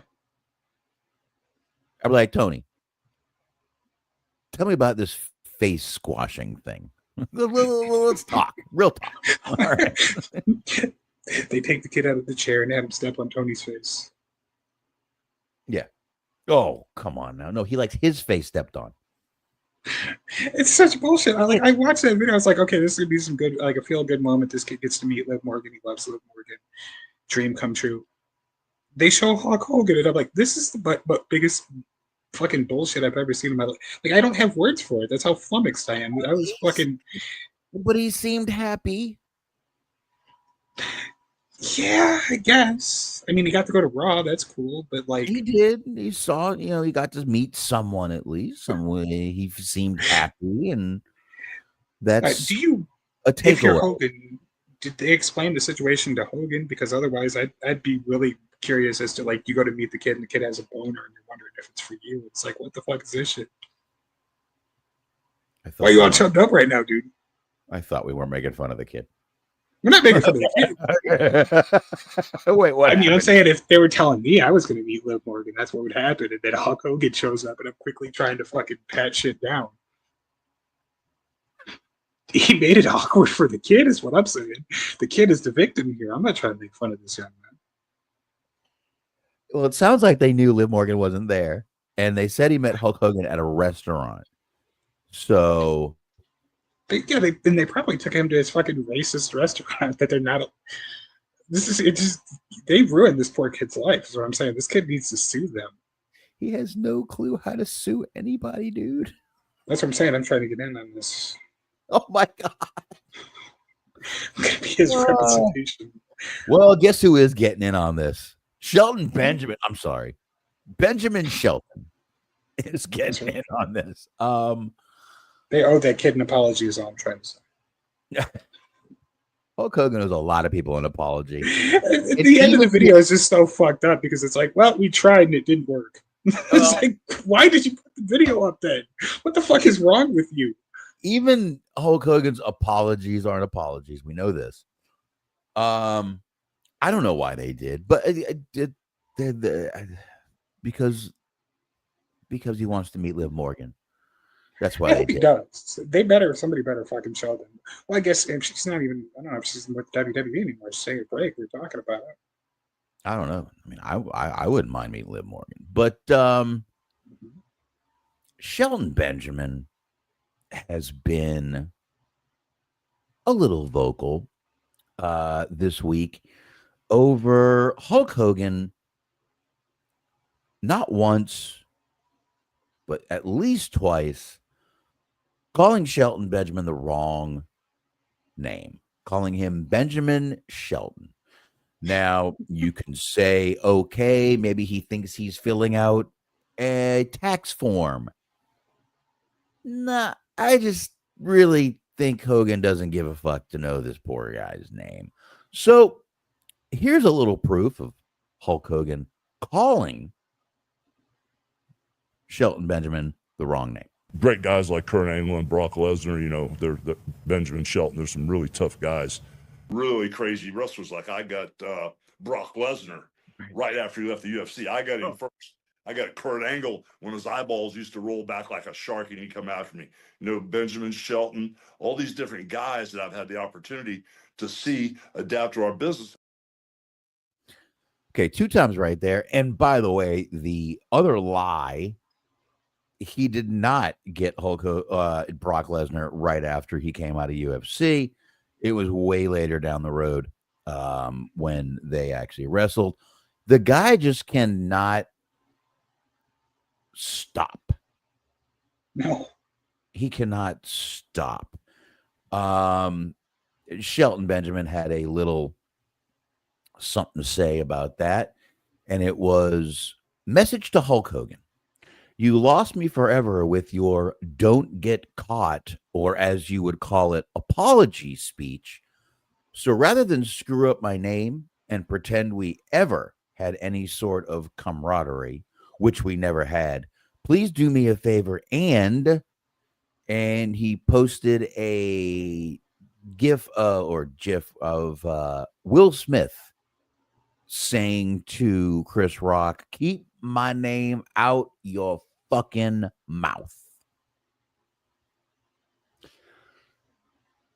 MVP also replied, which I think was probably the exact reply that needed to come out. Pathological lying piece of human excrement.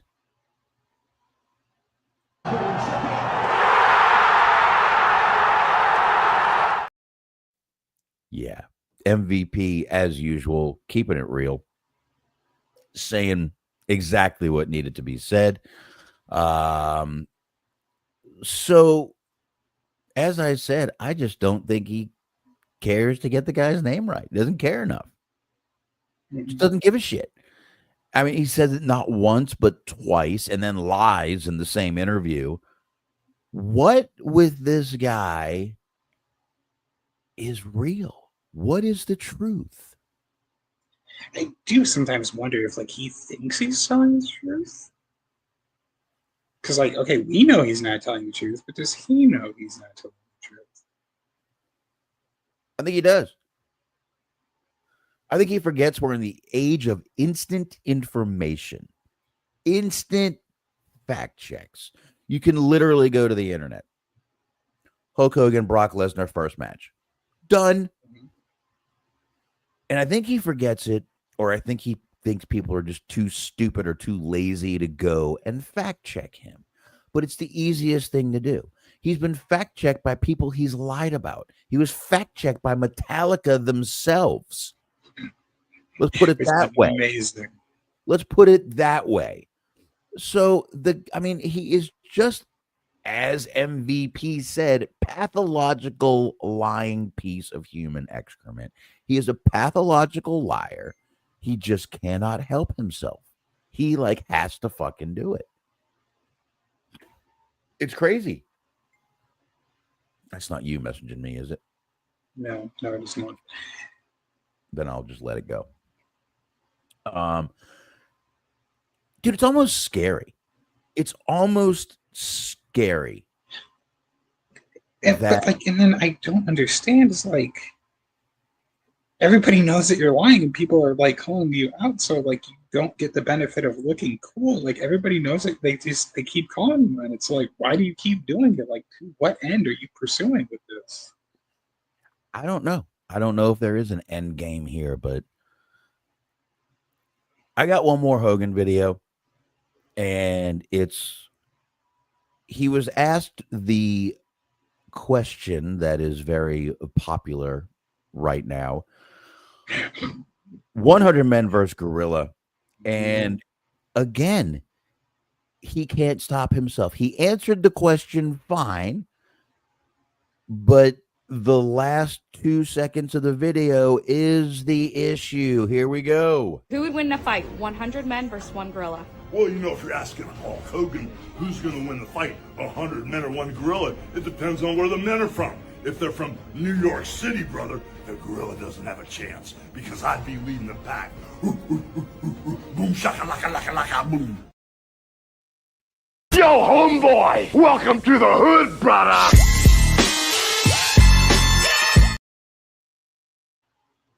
Did you have to make the noise?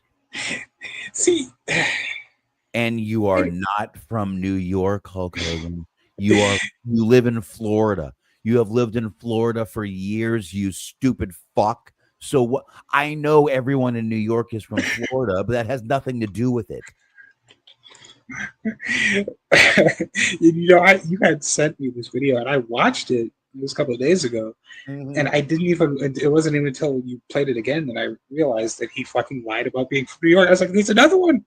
It happens so much that you don't even pay attention to it anymore. If I assume that if he's talking, he's not telling the truth. The only time I've ever believed him is the most wild shit. We talked about it before, and people have seen it before. The fucking Vince McMahon documentary, where it opens up with Hogan sitting down and being like, "Look, a lot of the shit you're gonna hear is gonna be lies. And most of it's gonna be from me." And it's like, what? Why did you wait till now to tell the truth? What the fuck? Finally, we hear it. You're right. We know. He must have thought that he was under oath with that shit. Where he's like, okay, I'm gonna lie to you, so don't take me to jail, brother. I listen. I got to tell you, I don't take any happiness in the fact that we keep having to play this shit and talk about Hulk Hogan, but unfortunately, right now the guy is all over the fucking news. But so according to Wikipedia, so take this with a giant Hogan-sized grain of salt. He was apparently born in Augusta, Georgia. So still not New York. Still not New York. I don't know where he got because WWE used to be in New York, brother. So that makes me a New Yorker. No. Everyone in Florida is from New York, brother. No. I'm surprised that he didn't like try to claim that he fought a gorilla. Like, let me tell you something, brother. One time I fought Gorilla Monsoon, dude, and I body slammed him in front of 8 million screaming Hulkamaniacs.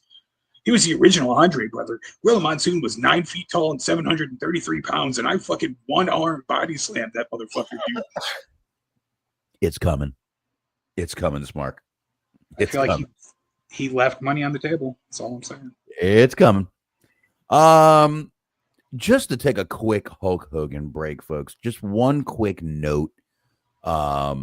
Ooh, maybe not. Nora wants to know who's the bigger liar, Hogan or Flair. It's got to be Hogan, right? Oh, hell yeah. Oh, yes, absolutely. Flair, I don't even know if we've caught him in any lies. He's just a fucking money-spending crazy man. I mean, the only lie I think we caught him in is I didn't show my dick to that lady, but... Yeah, that's really just more of trying to get away with something and not blatantly lying. You just don't want to admit it. But real quick,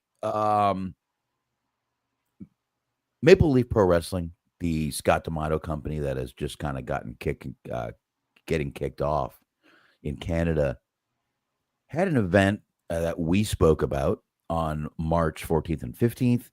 And if you want to check that out, it is now streaming for free on YouTube. So there you go. There was just to run it down a little bit, there was an NWA championship match between Tom Latimer and Bishop Dyer, I believe is the former Corbin, Baron Corbin.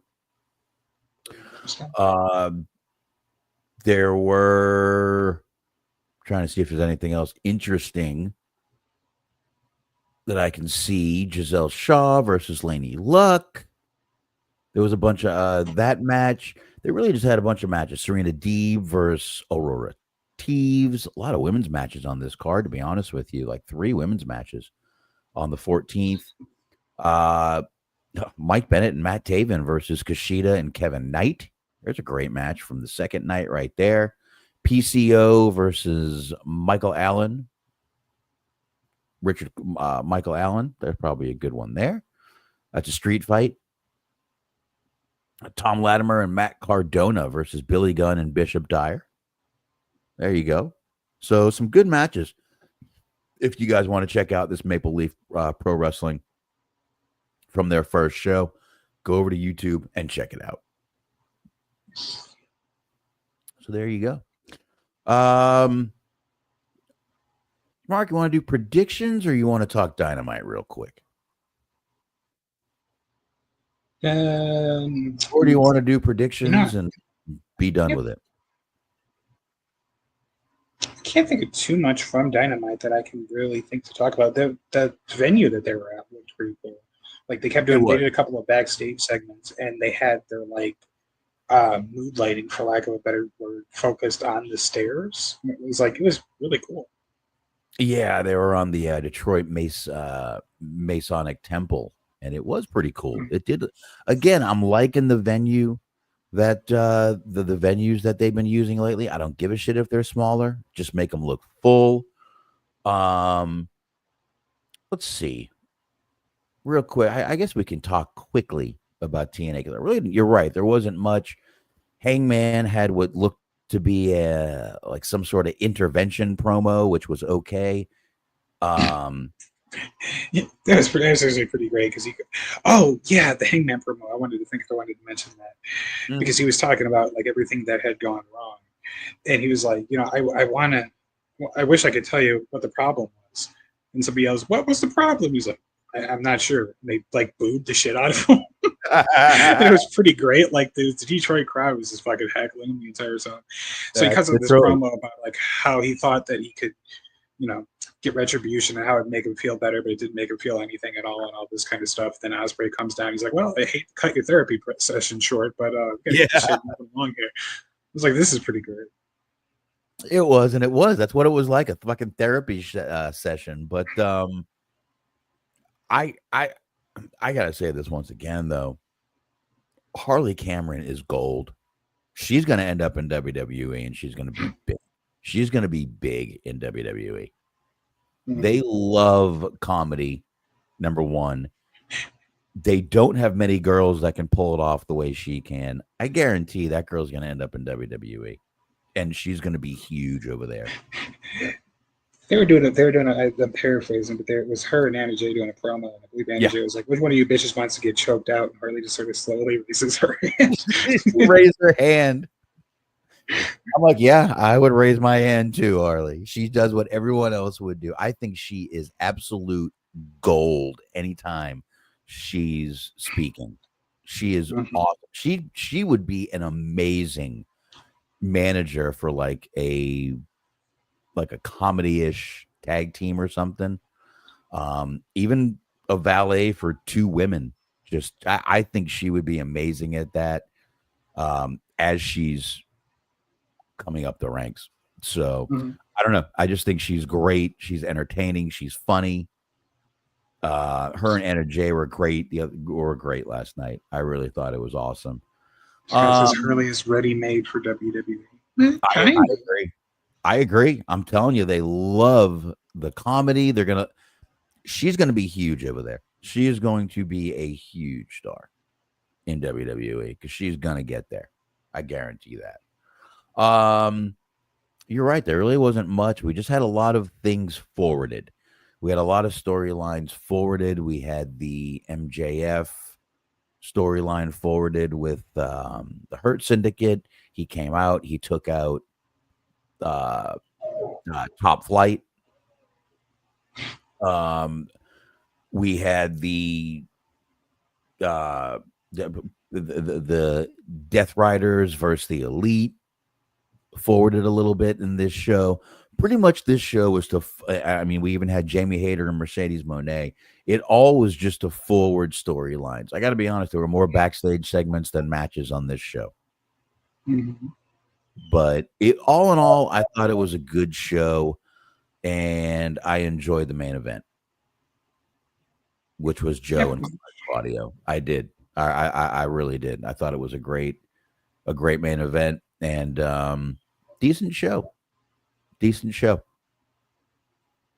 agree with that. Yeah, the 8-man that started off the matches was good too. Yeah, the main event was good.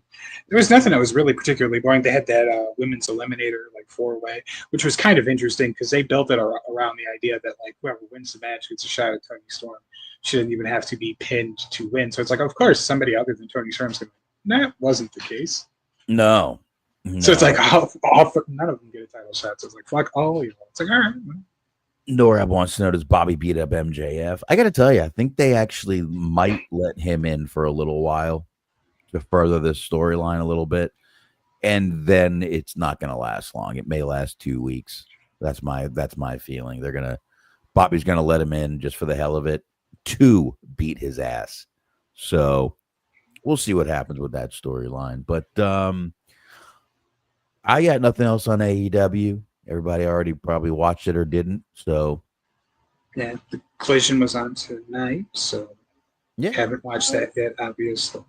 No, me neither. So I guess we can go ahead and do quick predictions and then wrap this bad boy up. Yeah, we're almost at 2 hours. We can do that. We got Backlash coming up this weekend. Backlash from WrestleMania that was just last month. And there's only 5 matches on this card, Smark, so it should be a pretty one to go through. Pretty easy one to go through. A pretty one to go through. What the fuck is wrong with me? It might be pretty. It's going to be the hottest fucking Backlash ever. Oh, yeah. It could be gorgeous. Let's just go from the bottom up here. We've got an Intercontinental Championship match. Dominic Mysterio, who is the champion right now, versus Penta.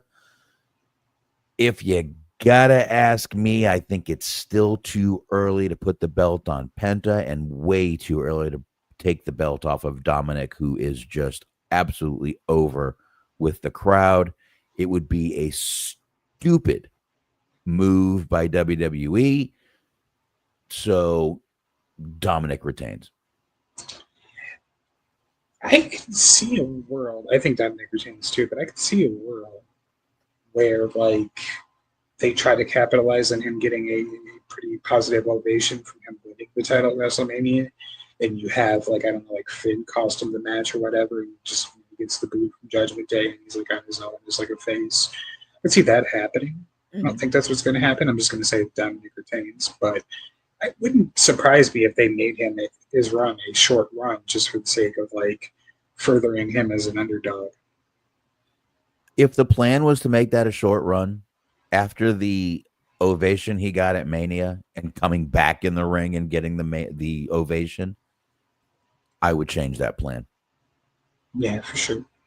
I would change that plan immediately is all I'm saying.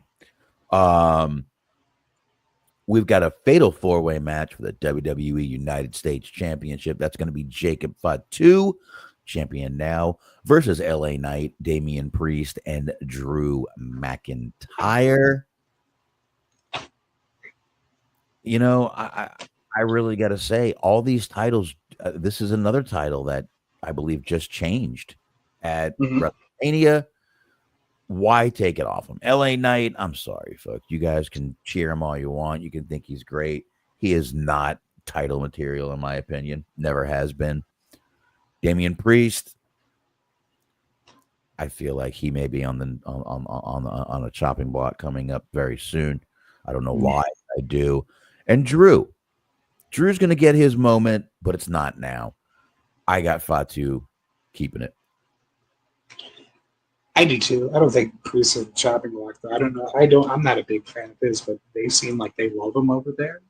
So who knows? But yeah, Fatu also just won because he beat LA Knight at WrestleMania to win the belt. And I think he for sure is somebody that they don't want to have a short reign. He's a monster for them, so I think he's going to have the belt for a minute. Yeah, I agree. I do 100%. Pat McAfee versus McAfee. It's not spelled that way, folks. It's spelled McAfee, like the fucking antivirus. Versus Gunther. This is a singles match. We haven't talked much about this, but there was a whole thing with Michael Cole right after Mania. Pat jumped in and kind of stood up for Michael, so this is kind of Pat stepping in for Michael Cole and wrestling Gunther. And I think Gunther, I'm not saying this should be a squash match, but Gunther should beat the shit out of this motherfucker. He should. And he probably will, but I feel like they're not going to make this match if they're just for it to be that straightforward. I feel like there's going to be shenanigans and fuckery, and I feel like Pat McAfee's going to win. He shouldn't, but I feel like they're going to figure out some kind of weird, convoluted bullshit way to have Pat win. It's going to be this giant upset, and the internet's going to hate it, and I'm going to be totally indifferent on it. So that's what happens. You know, I'm not going to disagree with you. That probably will be what happens, but it shouldn't be. Oh, absolutely, it shouldn't. Yeah, you should not have your talent like Gunther losing to an announcer. You should not. It will not go over good with the WWE audience. I can tell you that. It won't go over good with the IWC. Let's be honest. For sure. So, all right, we got a little difference there. We'll see what happens there. Now we've got a singles matches for the WWE Women's Intercontinental Championship. Lyra Valkyria, the current champion, versus Becky Lynch. Becky, I think they're changing this one over.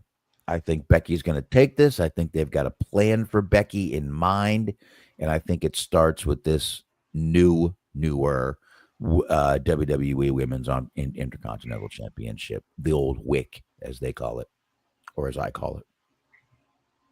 John Wick? No, there's no K. I see. Yeah, I agree with you. I'm going to go with Becky, too. I think the really question is, like, will Bayley be involved? What is Bayley's involvement going to be? If it does happen, is it going to be her, like, getting revenge on Lynch, or is it going to be her turning on line, that kind of thing?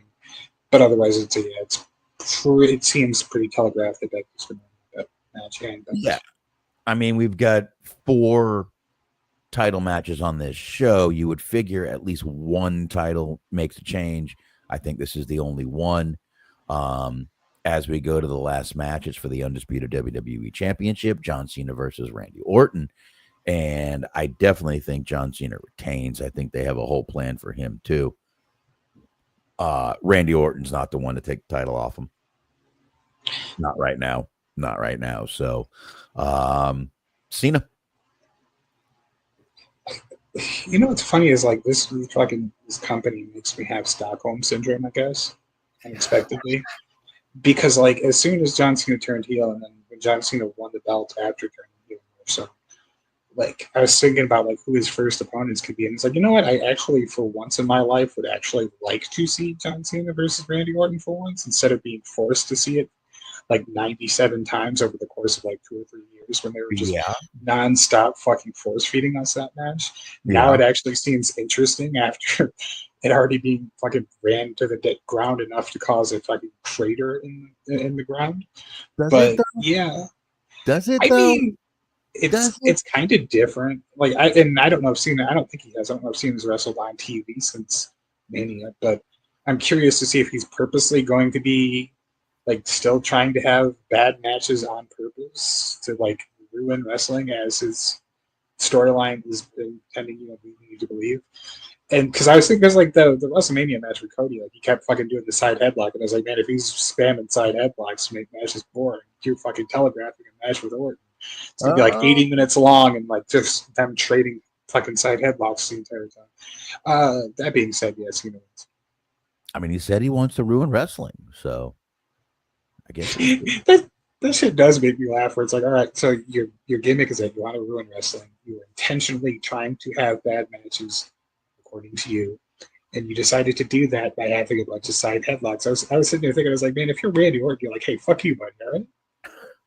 Like, I'm doing the best I can here. If your idea of purposely having bad matches on purpose is wrestling like me, I'm gonna kick your fucking ass for real. Oh, pretty much every fucking guy who's alive from the 80s is looking at him like, what the fuck are you talking about, asshole?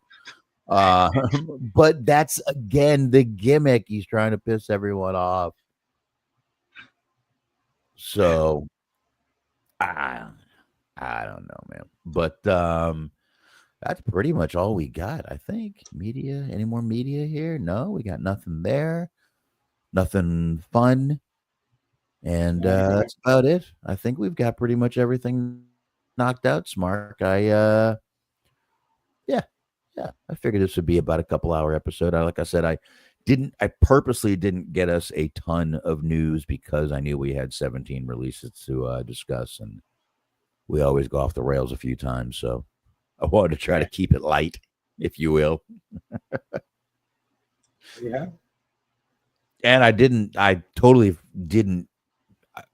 didn't want to talk about that Duke the Dumpster Drozy story because it's absolutely disgusts me. And I have, kids. It just makes me want to show up in the courtroom and do stuff. But anyway, that's about it. I think that's all we got for tonight. Nice. Appreciate everybody. Good chat tonight. Thank you, everybody, coming on in the chat. I always appreciate it. Norab, always the OG of our chat, and we appreciate that.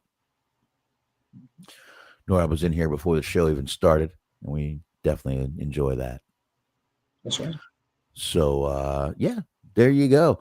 Smark, tit me. That's right.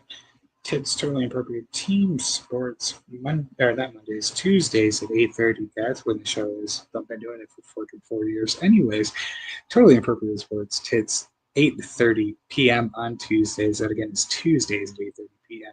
We have the NHL playoffs. We have the NBA playoffs. NFL is always going on. There's always moves, trades. There's a trade that just happened yesterday, so we'll probably talk about that. Mm-hmm. And be sure to just check us out. Come hang and bang with us. There you go. Check out on Tuesdays. Smark. That's right, Tuesdays. The day with the T, the first one. That's right, Tuesday Tits. All right, you got it. Okay, exactly. See how that works? Tuesday Tits. T. There you go, folks. And check out me and Anthony's episode on Breakfast Club, on the Breakfast Club last week. 3 hours long. I know it's long, but I got to tell you, we dug deep into that episode. We got into a lot of things. We even got into some behind the scenes stuff. And it was a very deep dive into that. And I'll be back this week with another Hollywood Hangout. Not planning on taking off any time. Actually, this weekend will be a nice quiet show for me. So I'll be back 9:30 p.m. Eastern time this Saturday night. Check out YouTube. I will be there. And definitely check out me and Smark next week. Right back here once again, sitting in these same chairs and bed, talking wrestling with you guys. So check us out over there. Like, subscribe, all that stuff. Once again, chat room, you're fucking awesome. Thank you again. And on that note,